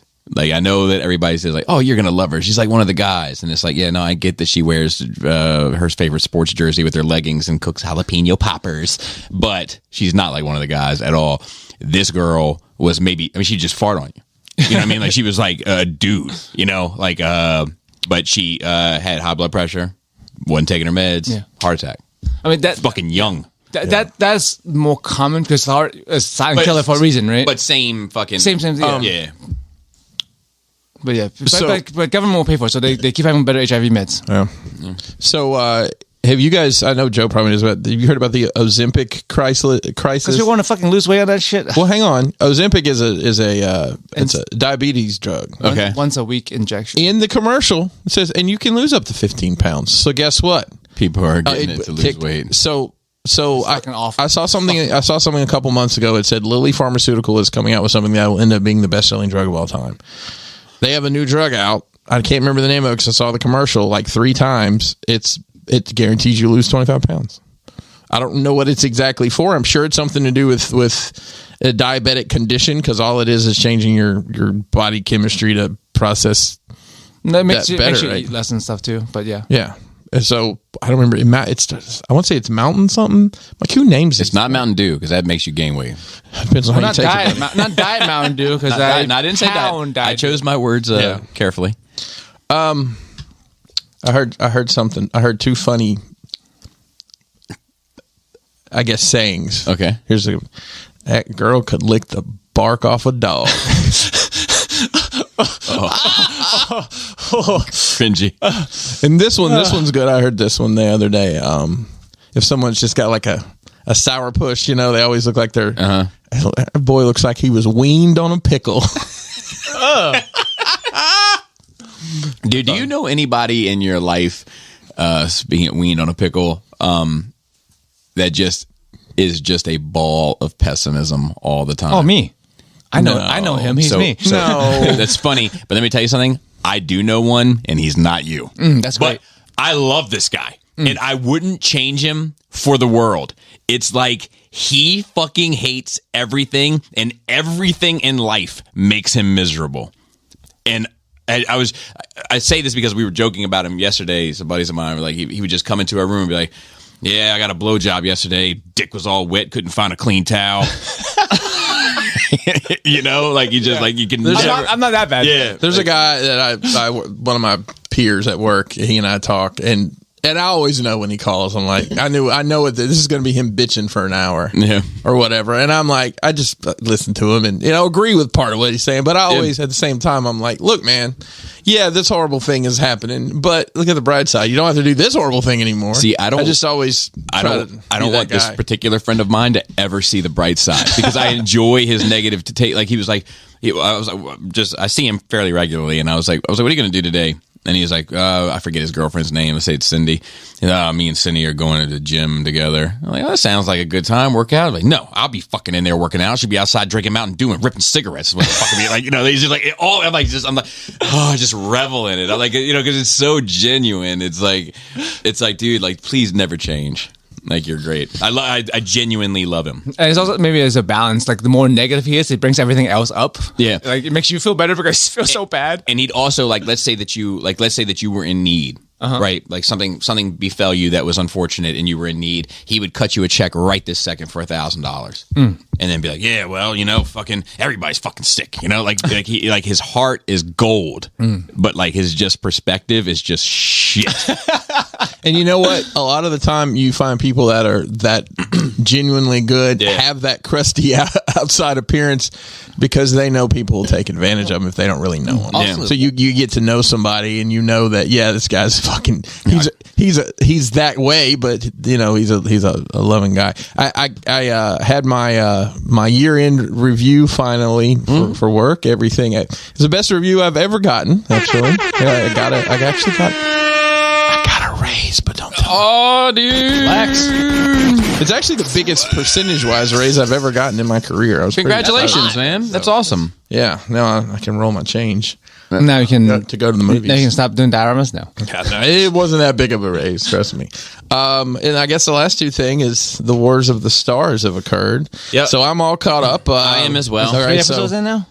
Yeah, so, I'm going to start with the Bad Batch. Okay. I forgot about that guy. I will say not the episode that just aired this week, but the one last week with Crosshair in that was probably the best episode ever. So I still think that third episode is the best one. Remind me exactly which one that was. That was the one where it was like... Is it Crosshairs again? On his own mission? It was the girl that was holding out for Imperial such and such, and she trusted the one, and then that's right. Like that's still my favorite one. But that episode with Crosshairs and it just showed you how little the Empire cares for the clone army. That was cool. Yeah. And then there was this recent one which is awful. Yeah. So you're laughing about it. You're so excited that it's bad. The pirate Wanda Sykes takes you to her home base, and there's a tidal wave. It's fucking awful. It's like how can it be so good? I wish it was inverted. Yeah. The good ones were the bad ones, and the bad ones were the good ones. And I'd be like, look, there's a couple episodes you got to get through, but for the most part, slam dunk. Yeah. No, it's like, look, now watch episode 3 and episode 10, and fucking cancel the rest. And then Mandalorian. So the episode last week was where he goes to Mandalore with Bo-Katan and goes for a swim, and they see dips his toes in the sea. Yeah, gets a little moist. What's up with Pedro Pascal and having to like bring little kids around? Yeah, it is becoming a thing, isn't it? Getting typecast. Funny thing is, most of the time it's not even him in that suit. There's 3 different dudes that play that role. Right? Yeah, no, for sure. Yeah. And then this past episode, the one that aired Wednesday. Yep. Was a very different episode. It was, but I really enjoyed it. It was better. It dealt more with the cloner from the first Doctor, the guy who's seeming pushing. I'm sure no one. I don't even know his name, and I watched the episode. His first name's Pim. I thought it was on Pim. Pim's Particles. Is it Pershing? It's Pershing. It's Pershing. Pushnickens. So Pushnickens. You remember in the early Mandalorian episode where where's the baby? And the doctor that's like, it's only a child. That dude. That everybody was like, centers around him. That everybody was like, he's got a Camino symbol in his suit. Yeah. So there's a movement in the New Republic, I guess, to recondition people that were involved in the Empire to, and he's part of this program. Like they've given them all numbers and stuff. And then the girl that's it's like from, paperclip or whatever when we took Nazis in America sure. to make them rocket scientists. Isn't that a thing that we did? Yeah, I don't think it was know. quite like that. But I'll tell you, I don't like.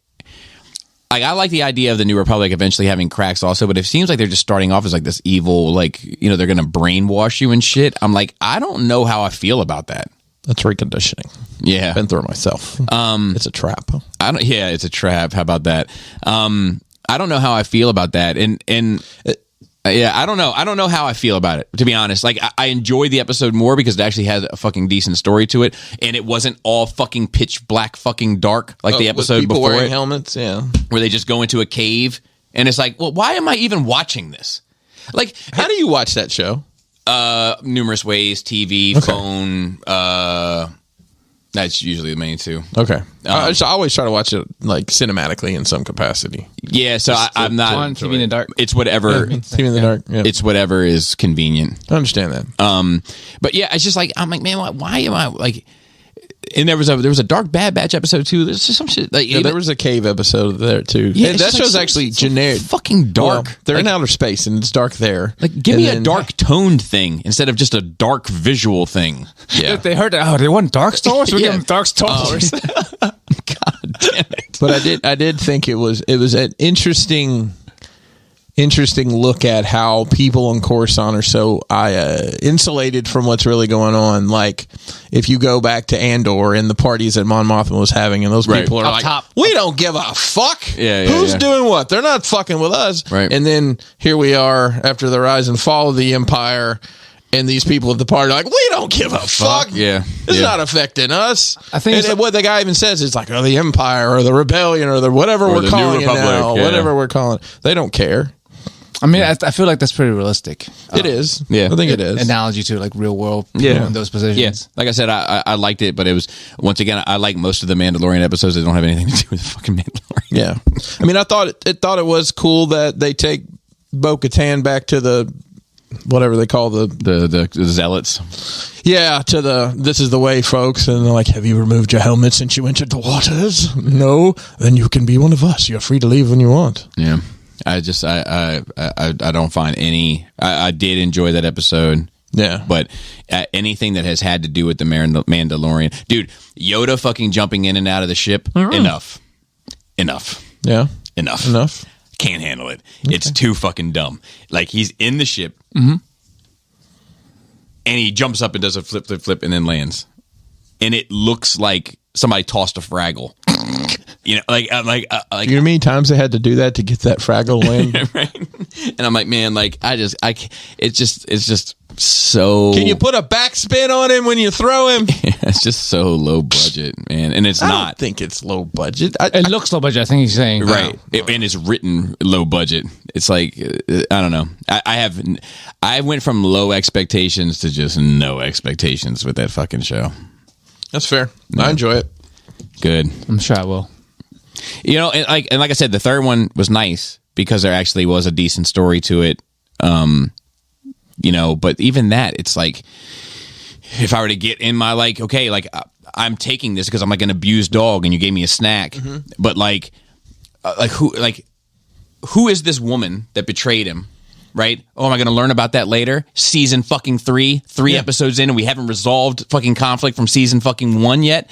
Like, fuck you. You know, like give me the good story you promised me early on. You know, I don't think they know what they're fucking doing. I can't express it enough. I don't find any of that shit to be. Andor was great. Mm-hmm. And Clone Wars season finale was great. Yes. Like, that was the last time Star Wars felt like Star Wars to me. But everything else is just... I mean, is it being received well? I mean, I don't know, actually. I haven't been paying attention. If it is, then they're doing what they're supposed to be doing. Yeah. Whether I haven't really talked to many people about it. I haven't really either, to be fair. But I don't talk to don't many know. people, so... I mean, I'm excited for it every Wednesday. Just, you know... Even if I wake up at 3 in the morning talking to Joe. I'm fucking never sleep. I am R/no sleep. That's me. Where the fuck were you guys last night when I was up at 3:30 in the morning? You could have texted me. I would have been like right over. I would never. No, I was. You couldn't have come over. Oh, okay. I was with some friends. Okay, because I was gonna say I'm often up around that time. Yeah. And I think that's it for me, Bobby. All right. Well, I have. Just as fate would have it, really, I've been watching a fair amount of Family Guy. Random? Yeah. Is there still new episodes coming out? I don't know. Dude, there's still new episodes of American Dad coming out. I didn't even realize Is there new Simpsons coming out? Yeah, that's still coming out. I haven't watched it in a couple years. I haven't watched any of this shit. I used to watch this stuff every week, but ever since not having TV, it's just like I forget about these things. I only say that because it's been sort of light and thoughtless, and I've just been in the mood to watch thoughtless shit. You would think The Mandalorian would be enough, but I want to laugh along with it. And it's been fun. It's been serving its purpose. Mm-hmm. I have a chuckle here and there and move on with my fucking day. That's what I use YouTube for random rabbit holes. Yep. I got into a fucking sovereign citizens rabbit hole. That's fucking crazy. So I'm currently watching something on YouTube. I should mention it. It's called History of the Entire World. It is 2 hours and 25 minutes. And obviously they don't cover every little detail, but it basically goes through mankind and civilization. And that sounds like that's not my alley too. I'm making my way through it. I'll send you a link if you like. Please. I'm making my way through it, but just like in terms of like, it's almost like I don't want to get too deep into this shit, but like, why The Last Man? I'm gonna ruin it if no one cares. Oh, you watched it? No. Oh, but how the book? Yeah, how the book. So basically, I thought it was a show, wasn't it? Yes, I think it got canceled though. Okay. But why The Last Man? He wakes up one morning and he's alive, and every other male of every other species in the entire planet has died. Men, cows, or bulls, I guess I should say, Joseph. Cocks, not chickens. Yes, et cetera, right? And then you come to find out that the reason why this thing happened is basically because they figured out how to clone humans. And almost instantaneously, all of mankind died, and womankind lives on. And what they equate this to is there'll be researchers that'll be following a family of baboons in the Congo and following another family of baboons in the Amazon, and they'll be drinking with their hands, cups of hands. Yes. And then one baboon in the Amazon will pick up like a half coconut and drink out of the coconut, and then the same type of baboon in Africa will do the exact same thing like within a day or two. It's like they're all learning. So it's the same thing with this. Is the idea is that evolutionary wise, they were basically like, we don't need men anymore, and just because it's all Y, the X is the change, right? Yeah. So it just kills off the men. So it's kind of the same thing in a way. It's a roundabout way to get to my point here, Joe, but civilizations sort of popping up mainly in the Middle East, like the Iraq area, Egypt, obviously, and also China are like all kind of beginning to thrive simultaneously with the same sort of technology, and it's just interesting to me, like that it's like this, almost like this collective consciousness thing, you know? Yeah, send me a link to that. Let's see. Last of Us, which we already talked about, but I did make a note here. I said the ending may have been better on the game. That's another thing, like seeing the ending. You didn't like the ending? No, loved it. Oh, okay. But it may have been better on the game, only because you literally had to go through and fight your way out. Yes, you make the choice then and there. And then I just made a couple of notes. You save one to damn a world. Yeah. You fight the world to save one, and damn the world by saving one. And that's pretty bars. Yeah. There's a note in here. I'll get to that here in a second. Tried a squatty potty for the first time. Oh, nice. How is it? I think it was too much hype. I'm telling you, I think it was too much hype. I was expecting it to be this magical experience, and I was like, I'm good. Once we had one, we got one for every fucking bathroom in the house. I will never use it again. I just have a natural squatty potty. Yeah, because you're tall. Yeah. Even on my giant toilets that Joe's feet swing off of like I hate a child. You should try to take a shit at my work. The toilets are raised. Oh, they are in my house too, legit. Oh, I like handicap level height on the Joe's legit. Yeah, my his, fucking like, little feet are dangling. I hate it. He's swinging like it's story time. Yeah, but it wasn't bad or hate. You know what I found? Wiping and getting on it. So how do you get on a squatty potty when you take a shit? I literally no, wait. This sounds like I literally didn't know how to approach it. Like, let me tell you. Did you step on it? Let me tell you. Yes. Did you look at it with your hand on your chin for a minute and go, Well, it seems like. Why don't you tell us what your approach was, and then we'll compare. I will. So it seems pretty straightforward. But as I went to utilize it, I was like, whoa, more complicated than I initially suspected. So the approach that I ended up initiating with was I stood on the squatty potty. Which is crazy, I think. And then tried to sit down on the toilet. I almost fell off a boat. Okay.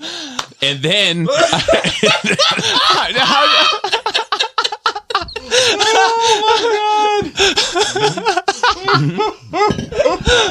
and then I think you might be the only person with this problem. So then Chris is dying. So then I went to phase 2. On phase 2, I put my feet on the floor. Yes. Hang on. So just visual picture here. You stepped up pants on the down. podium. Hold on. I got to get the whole logistics here. All right. Pants down. So pants down. You dick facing the door. You stand on it with your pants down, or you stand on it and take pants down. So I stood on it, took my pants down. This is a dude that won't lift his fucking hips to get because the step. I thought the step would be challenging with my pants around my ankles. Oh my god. Okay. So I gotta hold this shit together, man, to get this story out. I'm trying. So to speak. So then I almost fell off a boat. I had to reassess.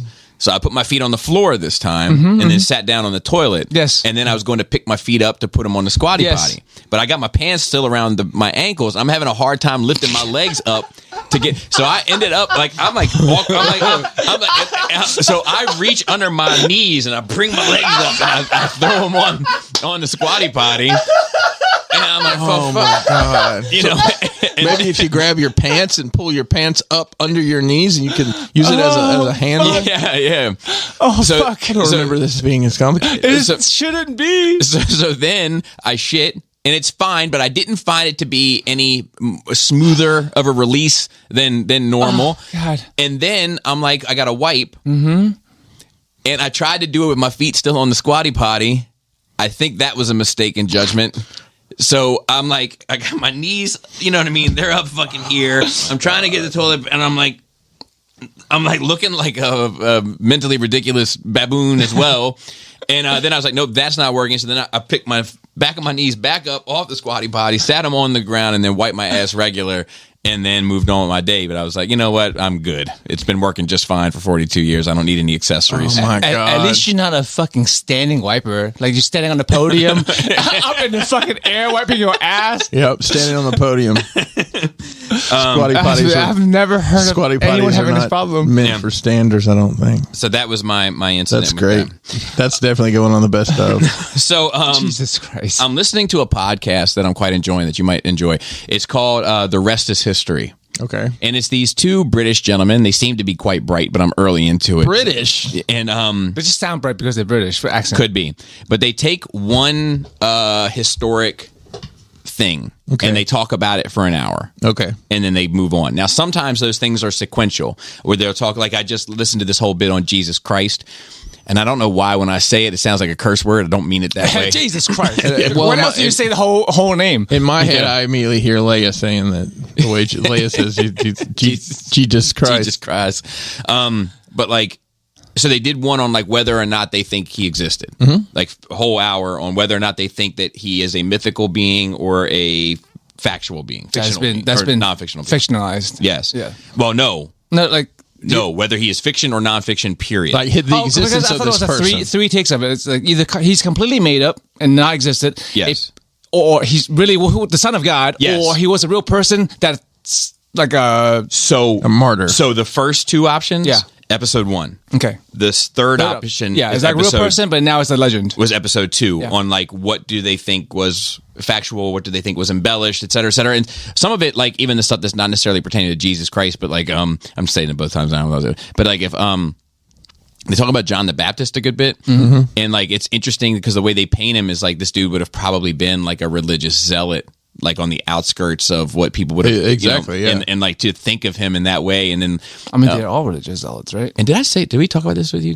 Or did I talk about it with somebody? They were like, well, religion. Oh no, it was my buddy Mac, and he was like, well, no, probably not because they kill religious zealots. And I was like, well, they chopped his fucking head off. So, but anyway, it's quite good. The other one that I just listened to was they did a few on Reagan. I only listened to one that was like about the Iran-Contra and something else because I don't really need to know about his rise to fame or whatever. But some crazy stories in there too. Cowboy stuff. Yeah, because I listened to that series. California. Yeah. But so anyway, the bit that I found fascinating was because Nancy had head game. Yeah, I heard that. But they're pretty seemingly, I'm new to it, politically unbiased. Okay. But like because even one thing about like the economics of his decisions, they were like, do you think it was good or bad? And they were like, well, because like after Reagan, there was an inflation or something or whatever. There was something good and something bad, right?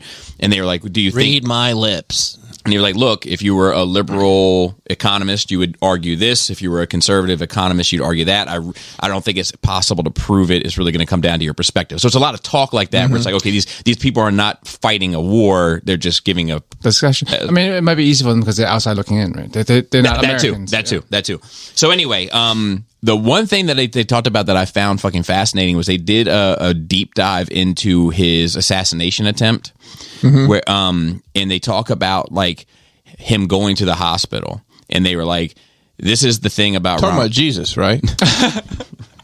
Oh, I'm sorry, Ronald Reagan. Tomato.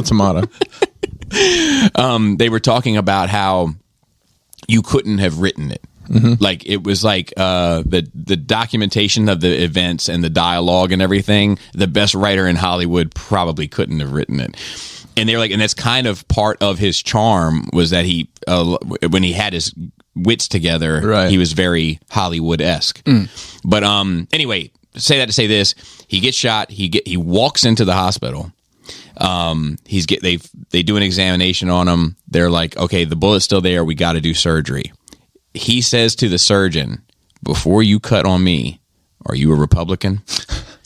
The surgeon is a card-carrying Democrat and responds, "Mr. President, today we're all Republicans." Yeah.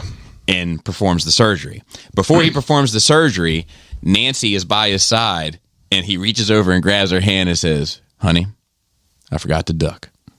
And then he goes into surgery.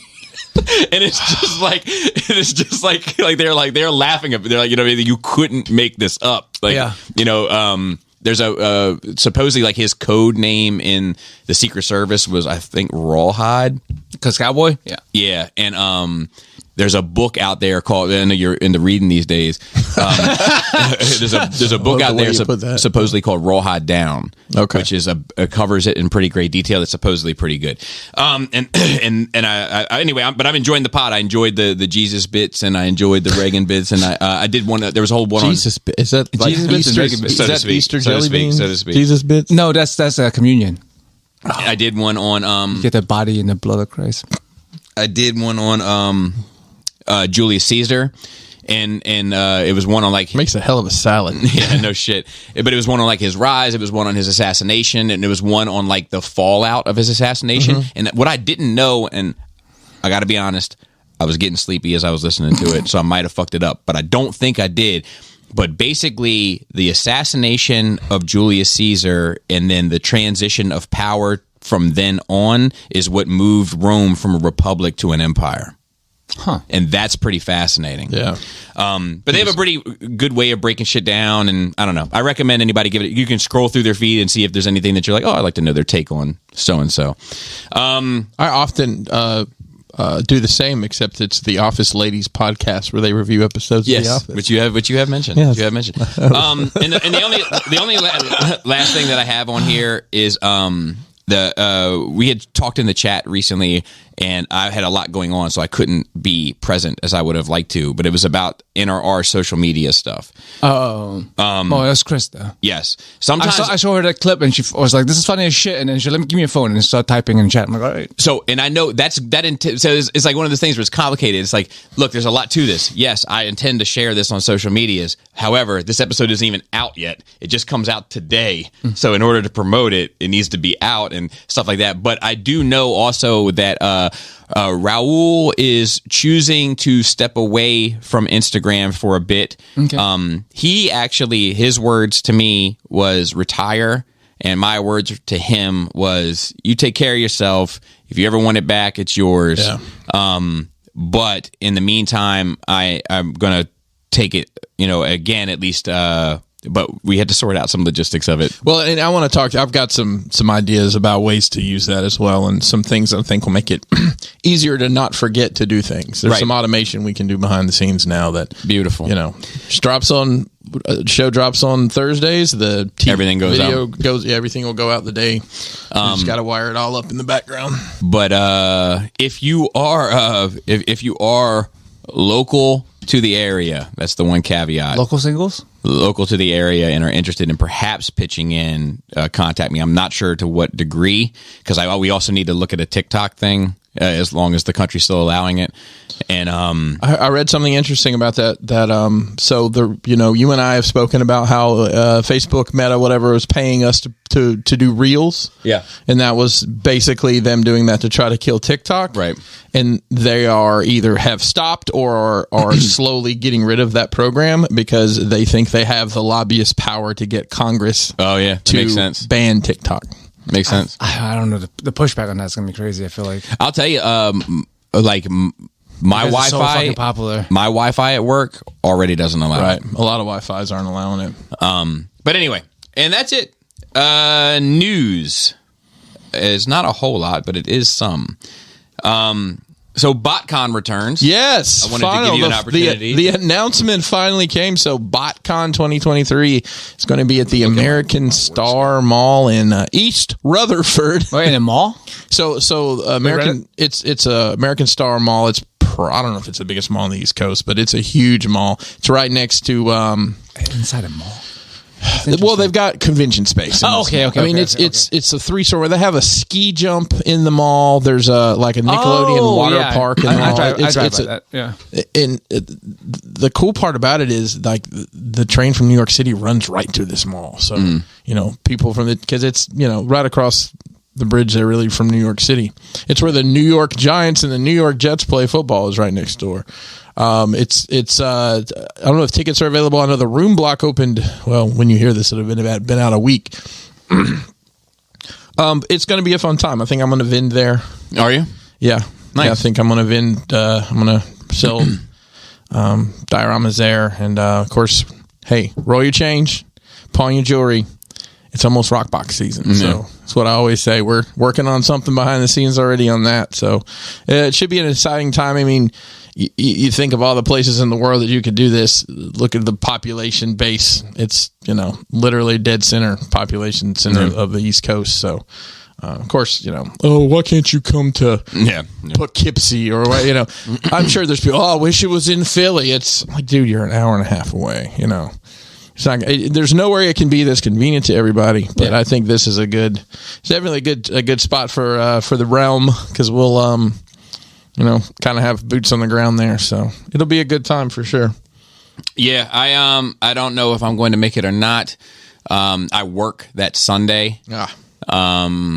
So if I do end up going, I'll come in Friday and I'll leave Saturday afternoon. I'll also vend if I'm coming, but I don't know if I'm coming. I'll let you know when those details are made available. Yeah. I got a text. I think you would probably do pretty well there. with your. Yeah, maybe. You put the word out. You know, hold on. We just got to say. I'm gonna just stop there for just a second. So yeah, that's BOTCON. 100 greatest metal bands of all time. I haven't looked at this. Have you looked at this at all? I didn't even know this. Who is it? Rolling Stone? Rolling Stone. Okay, well, here's the thing. What the fuck is a metal band? Yeah, so I guess we should define it first. Let's see. Thousands of years after and there's 5 of them that embrace the genre, song, intense to metalheads. You're rejecting normalcy with millions of fans. The group of headbangers that Rolling Stone gathered to rank as 100 greatest heavy bands of all time debated the merits of more than 300 worthy songs over several months. These people included writers and critics. This time we discussed the earliest metal songs going back to Blue Cheer's deafening cover of Summertime Blues. It doesn't really give it artists or bands. It says bands, but it doesn't. Oh, songs. I'm sorry, it's songs. Oh, okay, I'm sorry. And this could go so many different. Yeah, like is Twisted Sister metal? I don't know. So you want to do the top 20 or top 50? Let's just do the top 20. Okay, because I have a feeling it's going to get in the weeds real quick to shit we might not even know. Yeah. So 20 is Round and Round by Rat. Okay, I don't think it's a metal song. 19 is Peace Sells by Megadeth. I don't know that. That's 92. Okay, that's definitely metal in that pocket. Megadeth. Megadeth. Yeah, it's Megadeth. Yeah, for sure. This site is fucking. Oh, it's trash. It's awful to navigate.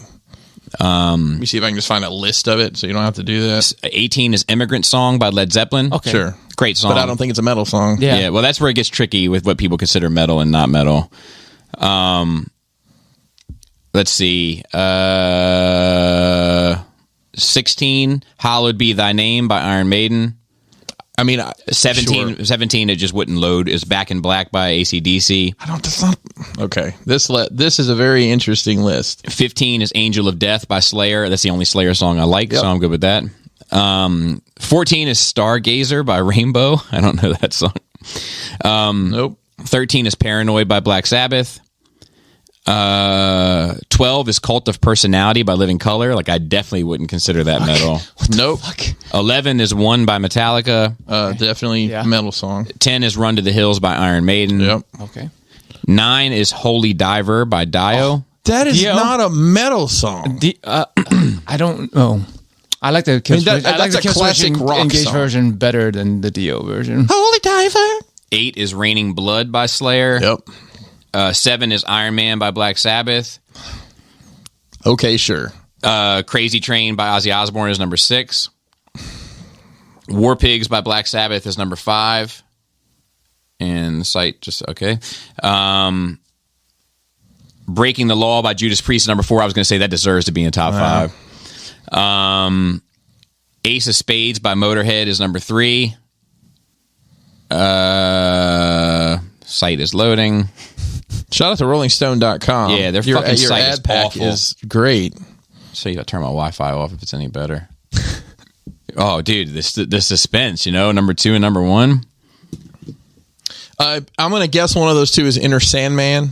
I kind of hope not, but I have a feeling it will be. Yeah, it would make sense. Just because that song. But, they got metal in the name of the band. It's Metallica, bro. I can't find it. Wait. Number 2. Oh, just had it, and then it reset the whole fucking page. Oh my god. But I love this song. Like, I don't know. To me, I don't try to classify music, and I don't really understand. Yeah, it gets tricky. A lot of times when people tell me the type of music they listen to, I'm just like, sure. It's like there's so many different kinds. I got it. Swamp metal, and then there's like fucking thrash metal. Yeah, and power metal, I got it, and like I don't. Number 2, Master of Puppets by Metallica. And number 1 is Black Sabbath by Black Sabbath. There you go. Well, so here's the deal. Because I think Black Sabbath is metal. Black Sabbath was metal when it came out. So that's metal. Right, but metal today, I don't know. I think the genre has changed so much since the 60s. I mean, over the past 55 years. I agree, but I feel like if they did like top 100 rap songs of all time and they had like Run DMC Walk This Way, I'd be like, that deserves to be in there. It does, right. Right. And the all time is where you get in trouble with those. Right. Lists. Right. But I think it's like Iron Maiden, I think is fair to have I mean, it definitely leans into Black Sabbath. I mean, it's Black Sabbath, Ozzy, Black Sabbath, Black Sabbath, Black Sabbath, Ozzy, Metallica, Black Sabbath, Yeah. you know. But I mean, I don't know. I'd have I'm to go just through morbidly curious about the rest of this now. but we always are. I know. But yeah. So, I mean, I don't know. A decent enough list. I'd be more interested to see the bands of all time, like the list of bands. I mean, do you think Rage Against the Machine is a metal band? Do I know? They apparently do. Yeah. I mean, but System of a Down. I would say that's metal. But then Scorpions. It's So that's not metal. That's hair band to me. See, I don't think they're a hair. They were like post hair band. Scorpions. Well, they were around the same time. Yeah. I guess. You know, there's a lot of Metallica on this list. I don't know. Well, hey, somebody got paid to make the list. Good for them. Leave it at that. Because I think, like, you know, like Lita Ford. Is Lita Ford metal? yeah, I don't know. Well, I think when people think metal, they think thrash, and then you're talking about, you know, Anthrax, Slayer, Megadeth, Metallica. Yeah, I think pre-Black Album Metallica. Yeah. I agree there.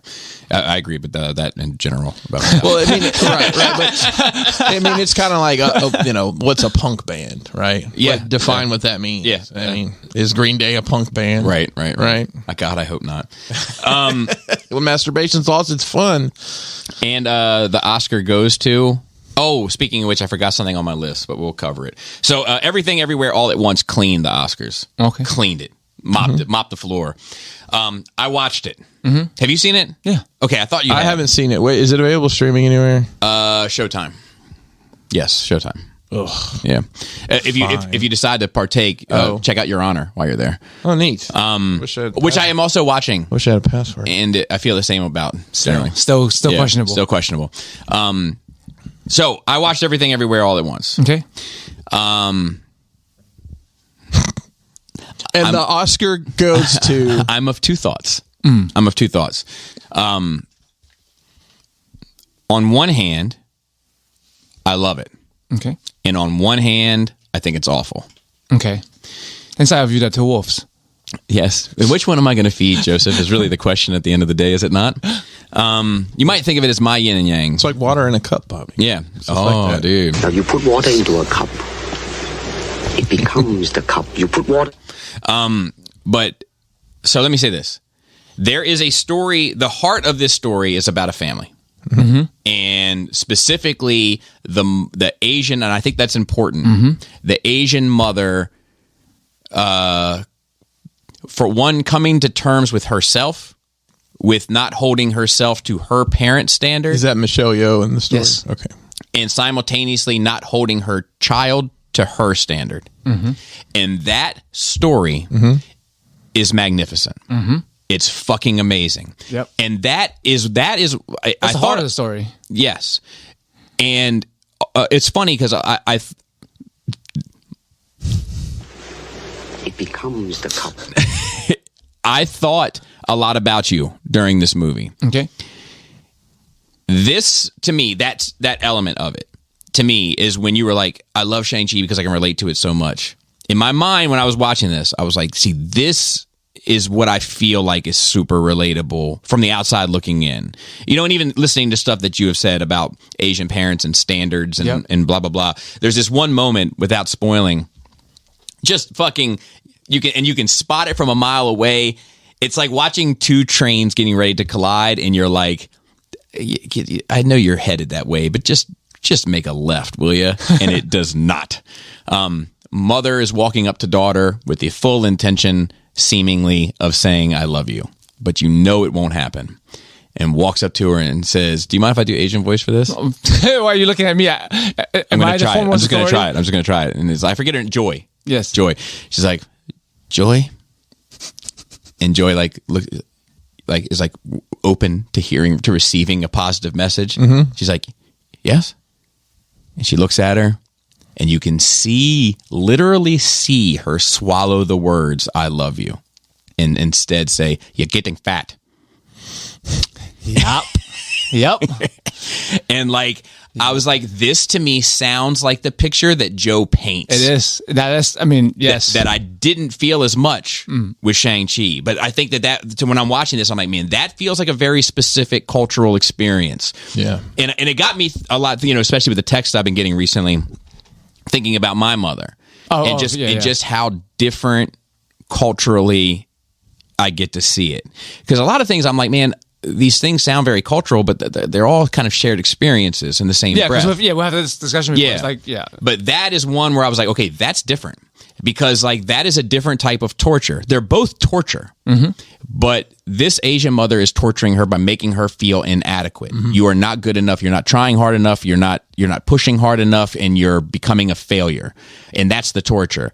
Whereas like the torture that I receive having an Italian mother in my older life is all everything I did for you, and you treat me like shit. You never do enough for me. You don't take care of me. You hate your mother. Look at you. You're fucking worthless. How could you fucking not love your mother? Anyone who doesn't love their mother, their life can't even be judged. That was said. Yes. It's the guilt. That's a very cultural thing. But because even though it was different, I related to it. Even though it's a different experience from mine, I was like, man, that's a whole different type of torture. But I know torture when I see it, and it's like Joker says, like, I know a rat when I see one, and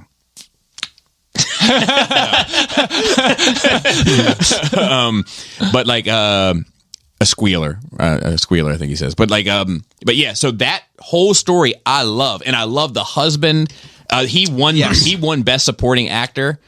I watched the red carpet of it, and this is Data from fucking Goonies. Yeah. I was just like, holy fuck! Like I didn't. It's also in Dr. Jones. Well, yeah. Same era, right? And but he was there, and he was like all happy. He's like so sincere. So like, oh man, I'm just happy to be back in the mix. And I was like, man, like I love to get this fucking guy a hug, man. And they were like, well, what are you going to do if you win? He's like, win? Like, oh, let's not get carried away. I'm just happy to be back in the. And then he fucking won, and I was like, oh, like my heart cried for him, Yeah. But like his relationship with his wife and his relationship with his daughter. Yes. And I relate to that. Where sometimes I feel like my wife holds my daughter to a very high standard. And meanwhile, me and my daughter are just having fun. Yes. And then my wife judges my relationship with my daughter. Because and like, she's not hard enough on her. Yeah. And even though it's also I think it's probably a very Asian experience also, I related to, it's like that's the beauty of it, is its own uniqueness plus this humanity tie that runs through it. So I loved all that. Hate the sci-fi shit. Hate it. Fucking hate it. That's the vehicle and the story is told. Found it distracting. Didn't care. I don't care about sausage hands. I don't care about the fucking rocks falling each other. I didn't care about any of it. I just wanted to be with this family working out their real problems in the real world. Sounds like I love it. Yeah. Yeah, I mean, it's got a 95% rating. Most people do. Yeah, 95 critics, 95 audience. Yeah. And I feel 95, but just about the drama side of it. The sci-fi side of it, I don't have any interest. I mean, that's just the vehicle in which the story is being told through. Yeah. And which is like fun for most people and entertaining. So for most people, they get everything they want. They get a good heartfelt story and a fun romp. Yeah, I think maybe this is what it is, right? I have enough fun romps in my life where like I look forward to like diving into something, like just emotionally diving into something and not being distracted by kung fu and not being distracted by people with hot dogs for fingers and not being. Daddy, do you want some sausages? Exactly. And I think that like I was like, man, like I don't want to be here. I mean, I like some of the side stories too, like the one where they never got together and she was like well, I don't want to spoil it. Yeah, but no, I know, that whole side story of the what if, what could have been kind of thing. If they don't get together, they both turn out successful. Yeah.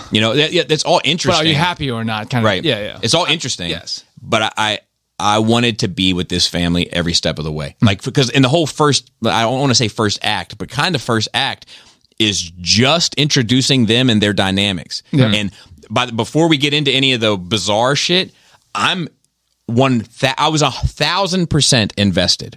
I cared about every character. I understood every character's motivations just from spending 10 minutes with them. I got it. The whole picture, I understood it. And then everything else from that for me seemed like a distraction. Even though I thought some of it was interesting and all, it just wasn't what I wanted out of it. But yeah, better multiverse movie than fucking Mouth of Madness or whatever. yes, true. That being said, while I loved it and I thought the performances were great, Yeah. the chick from True Lies, Jamie Lee Curtis.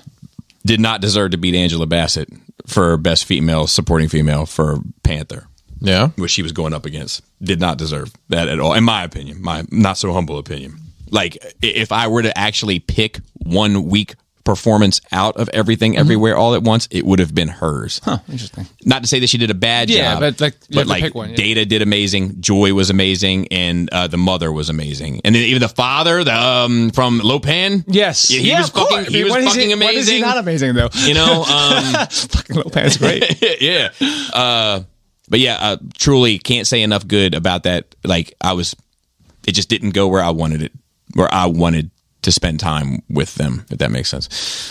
But they swept the Oscars. Yeah, they cleaned up for sure. And Brendan Fraser won Best Actor for The Whale. You and I watched that same interview. Yeah. About Batgirl And all that. But he talks about, like, you know, his kind of fall from grace and the weird kind of turns that his career went. And I was kind of proud for him to, like, Yeah. Yeah. I think a lot of people It's a- are it's a just good- happy for him. Yeah, It's a good person. redemption arc. I mean, yeah. and it's funny to look at that guy now and just say, wow, he was like a leading fucking man. Because I mean, Encino Man. He just kind of, I mean, he did the Mummy. Those Mummy movies made a fuck ton of George of money. the Jungle. Yeah. You know, and like The Mummy he did. kind of is like part of what fucked him up. Well, Yeah. and he did the. I remember. I think this might have been the first. Like, I remember when I was a kid, like 3D movies were all the rage. Well, they came back in Journey to the Center of the Earth. Yes. Hold up. We're good. It wasn't plugged in, so it wasn't charging, and it was about to die. Oh boy. God. Journey to the Center of Earth, Yes. was like one of was the fun. first theatrical. Yeah, and yeah, it was fun. And then like that, I think your boy The Rock filled in the second one. And, Yeah, I and bet. he did some really weird like. I'm trying to think what it was. It was He was in it was- Doom Patrol.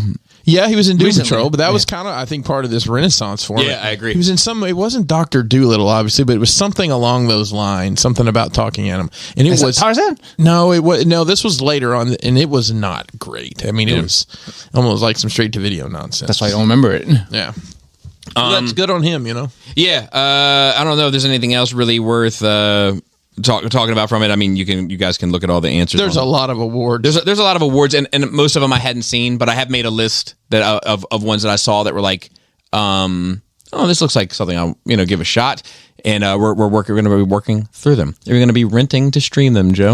Even it's a new page in my life as well. Me and Brendan Fraser going through a bit of a renaissance. Also, I want to say that when we watched the Oscars, ordered a New Yorker. Oh, okay. How was it? Is everything you wanted it to be? Remember? It's like it never left, Joe. It even has, if you recall, the little like buttons on the bottom, the little like dough. Yes. But same. It's all the same. Sauce is a little bit sweeter. It's identical to how you remember it. I wish it would just bring back the original pan. Yeah, and the original breadsticks. Yeah. Yeah.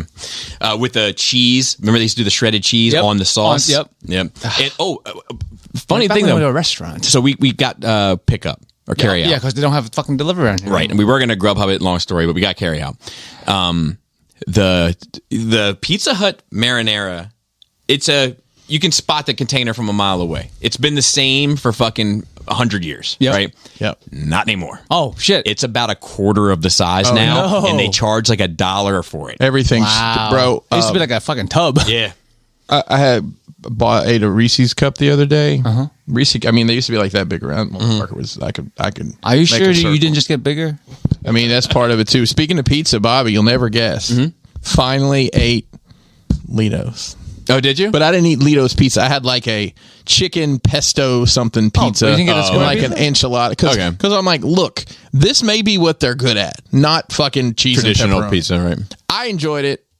So Kelly didn't really like it that much, and it was the whole night eating that ended up being kind of a clusterfuck. So I think that might have had some feelings on it. But to be fair, I've never had any novelty. well, pizza. because you won't eat it. Well, I've eaten there. I'm just saying you won't eat a chicken enchilada pizza. Well, no. But pesto something sounds Yeah, maybe. sounds more in the wheelhouse of what I'm Yeah. trying. I like the wings. Actually, I used to go to a lot for the wings. I don't mind their wings either. But if I was going to get wings, I probably wouldn't go there. Yeah, I wouldn't go there specifically for it, but I've been craving just like good fried chicken lately. Like, might just stop and get a bucket somewhere. you have a KFC right by your house. Yeah, but it's And a also Southern wife. Yeah, she's good at a lot of things, Bobby. But she can't fry chicken? No, last time I went there, it was like, does the house smell like oil? No, because frying anything is just such a fucking nightmare. I don't know. So it Krista fries shit all the time. I don't know. You need a Dutch oven. That's different. That's when you fart under the That's when you covers. fart under the covers. All right, so then we have a fair bit of questions, which is nice. Thank you guys for writing in. And if you want to write in, You can email us at nerdrageradiomail@gmail.com. a question, this is from Paul C., a question that's been on my mind for a while. As we all get longer and longer in the tooth and have more and more responsibilities, we inevitably have less and less time for our hobbies. Eventually, we inevitably end up like Bobby at some level, with scheduling everything, including time for fun stuff. Yeah, that's the truth. For one of my examples, my Lego shame pile was getting out of hand, so I had to schedule Lego time. I made sure to complete at least 3 bags a night. My question, when we have to schedule time to do our fun stuff, is it still as much fun? Is it less fun since it's no longer spontaneous, or is it much more appreciated because we realize how precious that time is? I go back and forth between the two. That weighs on me constantly. How much stuff I'll buy, and I should open this. So I've kind of made myself, like, I got a new Mezco in this week. And I made myself, all right, we get done for the day. First thing we're going to do is we're going to open this figure. We're going to mess with it and, put all the doodads on it and find a place where it's going to live. And I've just tried to do that more so where I'm not just sitting on stuff. But, I get it, making time. And, God, it's challenging, man. It's challenging to schedule everything out. Bobby's. But do you think it's more fun to schedule fun or have spontaneous? Spontaneous fun. Me too. I definitely agree, but you got to do what you got to do. Me too. I go back. What about you, Joe? Do you have a preference? No, not really. I just do whatever, whenever. I have a memory of last year. It was probably the best day of 2022 for me. You all right? Oh, God, maybe not. Holy shit. Remember that episode where Chris died? Shout out to Vitamin Water. I just drank it too fast. So it's multi-layered, but we have a moppers union, and we had been pushing for a new union president, and we haven't had a new union president, I think, since I've been employed there, which is 16 years. So it's the odds seemed insurmountable, but we pushed for this new guy, and this one day when the votes were tallied, I went to our union hall, which I can tell you I can count on one hand the amount of times I've been to that fucking place, and you can, as a union member, you can go and watch the votes, and I watched, and I got to watch my friend win, and nice. So now that's scheduled, right? Because I knew I was going to go. Yeah.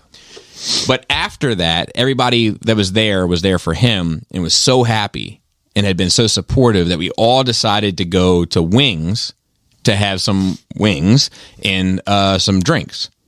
And that was the spontaneous thing. And I went there. Gomez was there. And we hung out there for like 3 hours, but it was probably the most fun I had all year because it was like, it was on a whim, and I started my day thinking I was going to do one thing. I ended up somewhere completely different, hanging out with a completely different group of people than I thought I was going to be that day, laughing, sharing stories, patting people on the back, you know what I mean? Hugs and, so I think, and my wife says it all the time, that I don't have enough spontaneous fun. I don't have enough, hey, let's just go do something. I mean, you guys know, even we're fucking getting to Waffle House and shit. It's hard for me to Yeah, we had to schedule it. It's hard for me to step out of routine because routine has kept me safe. That also, and the fact that you just have a very packed schedule. Yeah. There's no time for you to be spontaneous. Yeah. Or if I do, I know I got to pay for it. Yeah.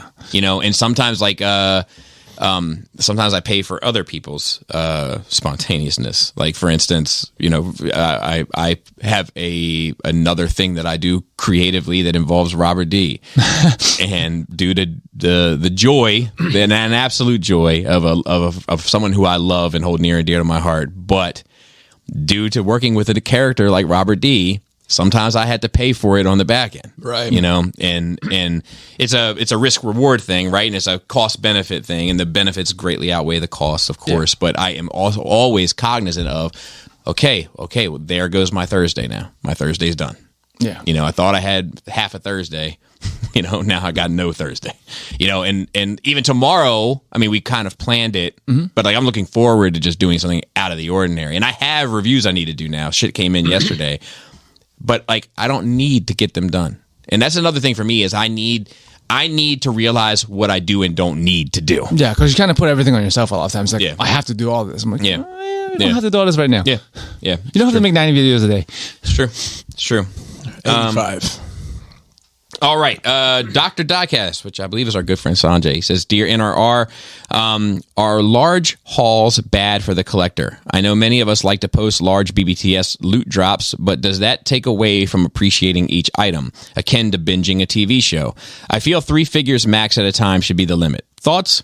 I recently had an interesting collecting experience. On the same day, I got a $300 1/6 scale figure and the $30 NECA Alf figure. Guess which was more enjoyable? The Alf figure. Alf. The 1/6 figure, Rocket Toys Mandara Uchilla, was stunning with metal armor, great paint, and head sculpt, which was a bitch to pose, and changing accessories and hands was a nightmare. Alf, great, full of character. My wife even enjoyed on the fun. First toy we ever enjoyed together in a long time anyway. I'm sure you've had similar experiences. Lastly, I'm glad Chris is enjoying the butchering art. Oh, gosh. To build on a point you mentioned last week about the military driving medical innovation, robotic surgery, like the kind Krista had, was first conceived for the military. A surgeon sitting a remote control in a safe location could operate on soldiers thousands of miles away. Nice. Fun fact, I'm a robotic surgeon. It's very cool. That's amazing. Dude, let's make some noise for Sanjay's money, guys.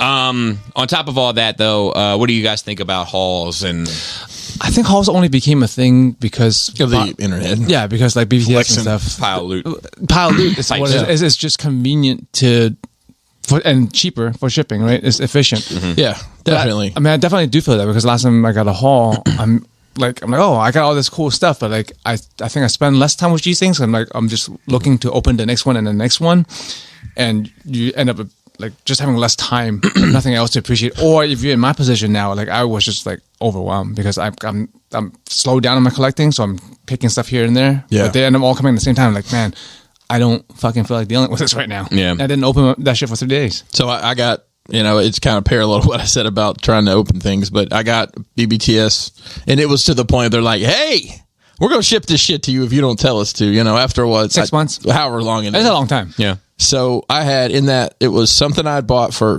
Kelly, some one-piece cat something, I don't know what it was.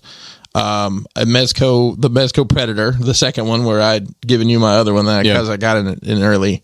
The 30 MDLX Nemesis Prime, like the smaller non-transforming figures, and like the red Krampus figure from the Four Horsemen. And out of that, Kelly opened her shit.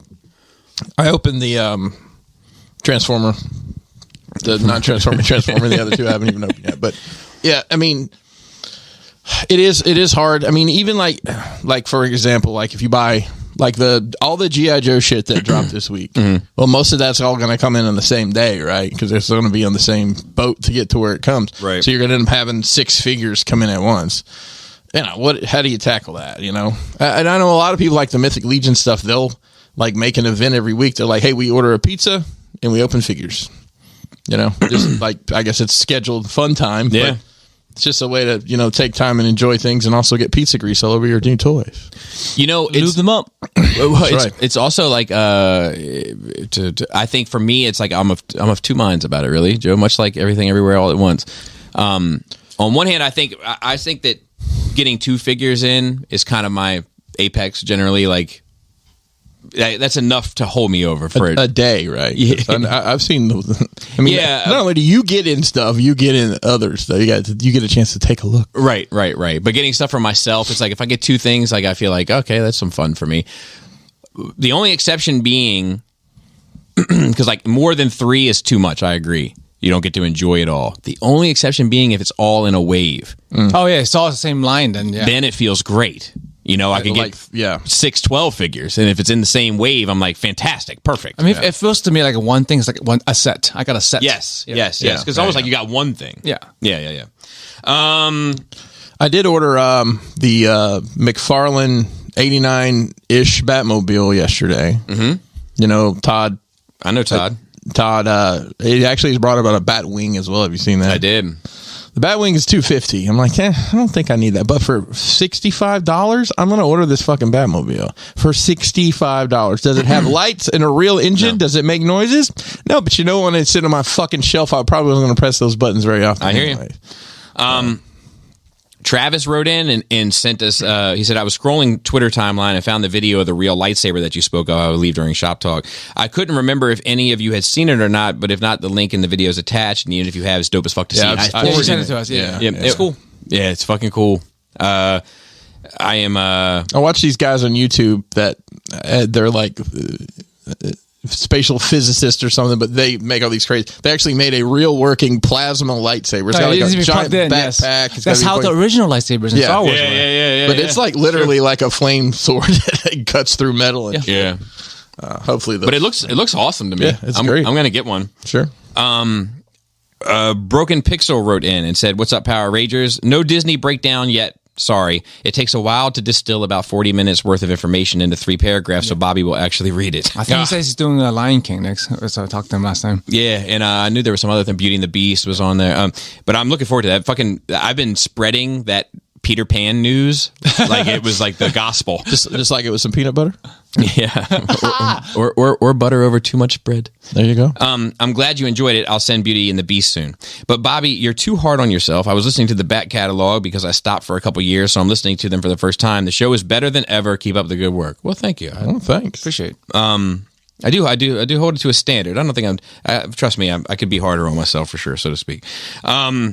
All right, so one from Brian. He said, "What's up, gents? Hope all is well with you. I wanted to get into your thoughts on the HBO adaptation of The Last of Us, specifically the ending. It's my favorite video game story of all time, and great to see a non-gaming public so into it now.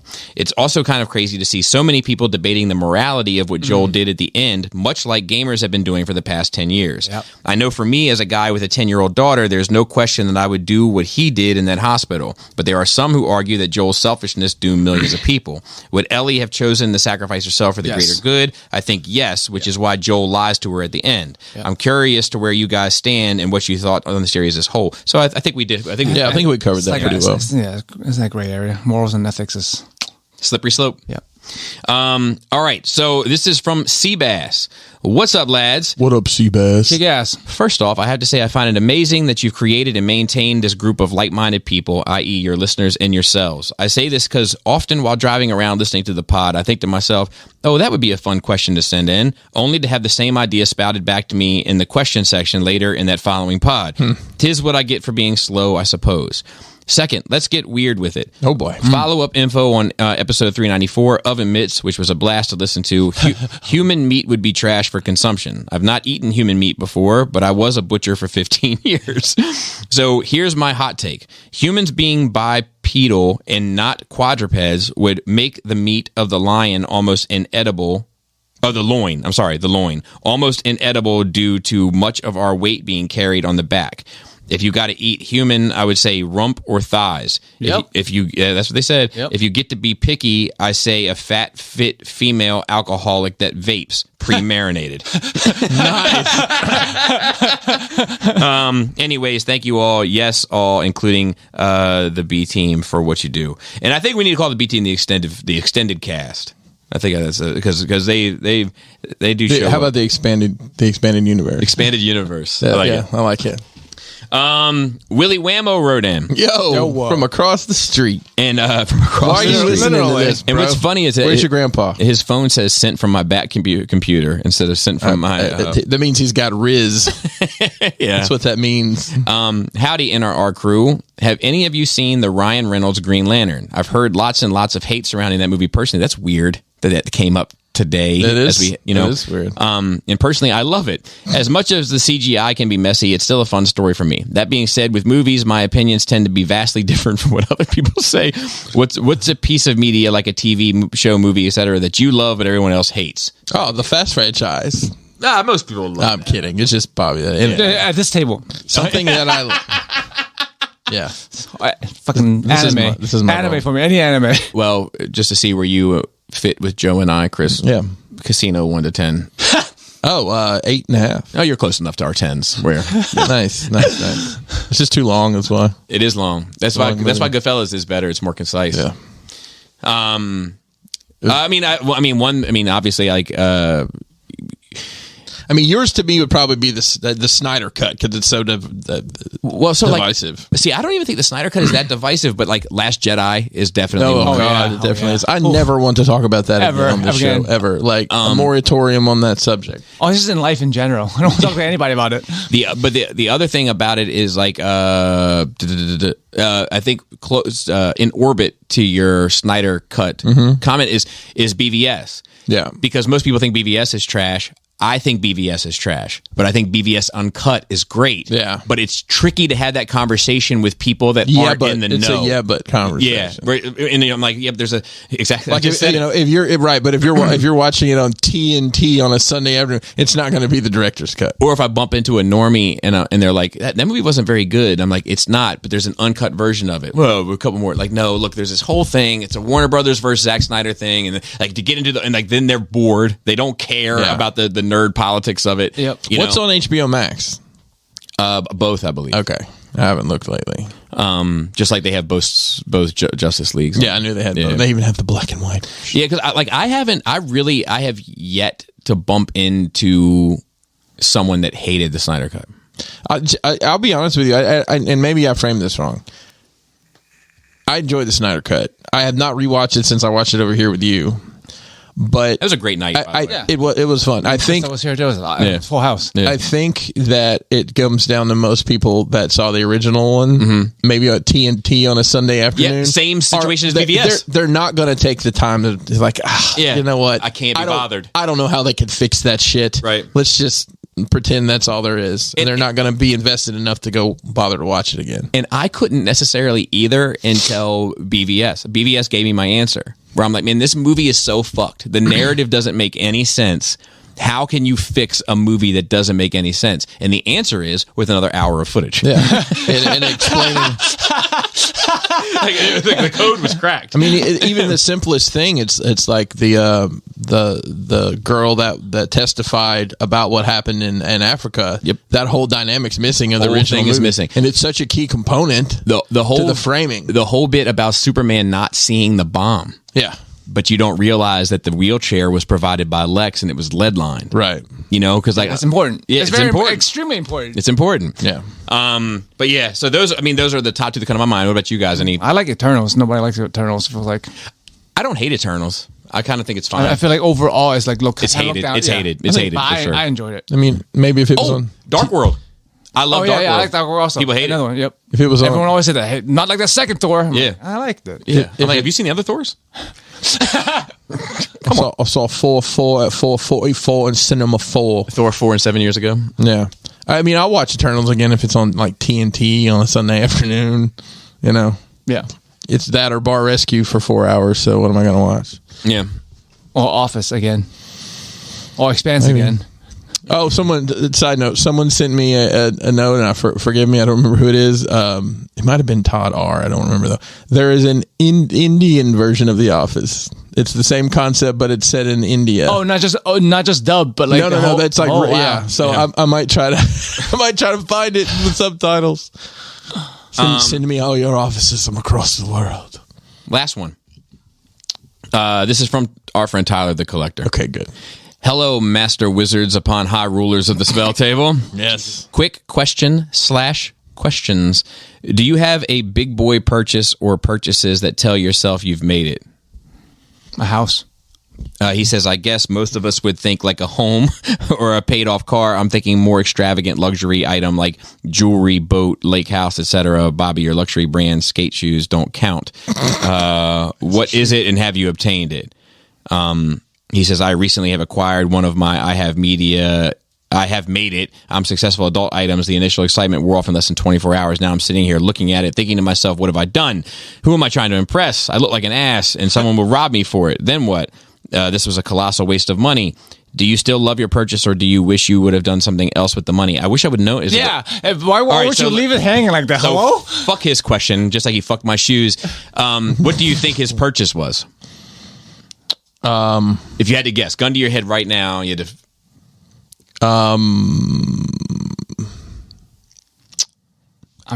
A stuffed and mounted grizzly bear. I think. I think it's expensive watch. Rolex. That was my initial thought. Was he bought a Rolex? What else can you get robbed for? Yeah. Well, I mean, I don't know. I don't have a Rolex. I have a Tag Heuer watch that was very expensive, but. And I don't know, and honestly, when I got that, I kind of felt like it was a big deal because it's the first time I ever buy anything like that. Well, at least like watches can hold the value on like cars. Oh, geez, they definitely hold their value. Yeah, like there's more. I think they're better investment than cars for sure. I'll be honest with you, buying the house where we live in now, or buying it, letting the bank letting us live in, probably was a big boy move for me because I mean it's considerably larger than our last house, and I don't know, it's kind of. I guess that'd probably be it for me right now in my life, at least. I mean, like for me, it's definitely the house as well. Like I just would have never thought in a million years that I'd have a house like I have. Same. Fuck. It just was never in my scope. Like I always thought I'd be in an apartment or a townhouse my whole life. A townhouse. I was thinking townhouse. Which I had too. And it comes with its fair share of bullshit too. Don't get me wrong. But if I had to pick something else, I mean, he doesn't want to hear it. But I mean, like, buying and I view that also as a collection. I don't view it as like a flex thing. Like I really view it as like I'm acquiring these pieces. But like buying designer clothing is like another thing where I'm like, fuck man, like you just did that. You own that. You're good with it. You don't have any regrets. And unlike his Rolex, like when I put that shit on, which I do sparingly, like I'm in a $20 hoodie today. When I put that shit on, I feel like I'm happy. Like not only because it's heavier usually and just feels better, but also because like it's like I look down at it and I'm like, fuck man, like you did it. You fucking did it. And you never thought you'd be able to buy something like this for yourself, and you fucking did it. So that would probably be mine. Yeah. I mean, same. My car is paid off but it's just for logistics reasons because right. You save a lot on fucking interest and shit. And I drive my shit into for the last 3 cars I've had, I paid it off within the year and then drive it for like 5 to 10 years. Yeah. But like just my collection as a whole, maybe not any individual piece, but like I go in my collection room, it's like tens of thousands of dollars in there, right? So it's not any one piece, but they are obviously 4-figure pieces, and like I have a $3,000 Vampire Hunter D statue on pre-order. So any of that stuff is just like luxury, right? But, yeah, I bought new socks the other day. Nice, well, dude. Yeah. Thank you. It's well deserved.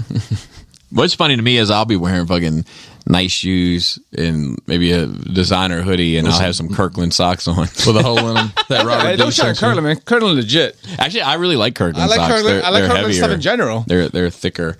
Is that cheap? That was me asking him what he bought. It was a watch. Oh, he did say. Oh, we're right. Yeah, he sent a picture, and it's a Rolex. Dude, shout out to him. Called it. There you go. Because I was going to say Rolex, but I said watch instead because I know there's other expensive watches other than Rolex. And see, honestly, like that Rolex. I'm sending him a response, dude. Cheap skater knockoff watch. That's a nice watch, but I don't think, honestly, Tyler, I'm talking to you from the future here. I don't think it's not a super flashy watch, and let me say, and I don't know how to say this gently. Yeah. There are so many other brands that make a watch that looks just like that I don't even know many people are going to look twice at that. Right. Like, to see. I think it's if it was like iced out or it was all gold or some shit. Yeah, it's a nice watch. I would wear that. If I had a Rolex, I would feel a way about it. Like I remember, like my grandfather. How much do you think a Rolex costs, Bobby? It's over $10,000. $30,000. Nah, it wildly varies from 5,000 to however much. I feel like most that I've looked at are like 12 to 15K. Okay, but like I think my grandfather was the Rolex. It's like a gentleman's watch, and but he never had one. Yeah. I think it's just like he wasn't a gentleman either. To be fair, like shoes. I think it's for the other people who are in the know. Because if you're not in the know, to me, all watches are the same. I would never look at a watch and be like, oh, that guy has an expensive watch on. Just like shoes, I would never be like, oh, that guy have fucking whatever Air Force One, whatever the fuck it is. It's just sneakers to me, right? Mm-hmm. So you wear that shit for yourself and for other people who are in the know. It's not for everybody. Yeah. Like if you're wearing something super flashy or a fucking big medallion or something, I guess that's for everybody. Yeah. I bought Everybody. that night that Laura and I went out for our anniversary. I bought 3 hoodies, and all 3 of them are. One is not as subtle as the other 2, but the other 2 you have to know what it is. There's nothing that identifies it as being that. You have to know what it is to recognize what it is. But like, it's for me. Yes. I know, and to the listeners, I want to say, I said great looking watch in my opinion, because I'm not a fucking hater, and no matter how much he hates on my shoes. Yeah. But I mean, I like the energy though, because like, what that feels, because I feel like some people, either they're hypocrites or they don't understand the thing of doing things for yourself, because the often argument I see is about the ladies. Yeah. Right. Because like, but ladies, like, I'm dressing up and fucking putting makeup on and looking good for myself, and other people, no, you're doing it for the attention. I'm like, no, you can do stuff for yourself too. That's true. I agree with you. And it can be both. However, but I feel like a lot of women do feel like they put it on for not just them. It's also for them, but it's also for like, I can't go out without it. Like some people are like that. Yeah. Like you gotta like, it's like the same reason why I'm not going out in sweatpants. Right. You know what I mean? It's like, unless they're designer sweatpants. Yeah. Because I'm a fucking lady and I'm going out with my fucking shit on. Like that type of shit. But some dudes are just appalled at the idea of someone wants to dress up for themselves. Yeah. Because I feel like most women don't get all dolled up and then just go sit on the couch. Some do, I'm sure, but I think most don't. And I appreciate. I don't want to make that sound like a judgment, because I appreciate a woman that puts herself together and walks out the door. Like, I think there's something to that shit. I like, and I've, not that I've put anywhere. It's a lot of fucking work, time, and not that I put anywhere near as much effort into. But I try to hold myself accountable to that as well, as like not look like a fucking bum. I try when I go out the door. Inside the house, all bets are off. But, and with that. Good show. Good conversation. Shout out to the rest of the Cool Table. As far as I'm concerned, if you listen to this, you're part of the Cool Table as well. Shout out to the rest of the Nerd Rage team. We have Phil on Twitter in our notes. We have Dante on Facebook, who definitely needs to get out here. We have Raul on Instagram. This is the last time that we'll be shouting him out until he comes back, and we hope that he comes back.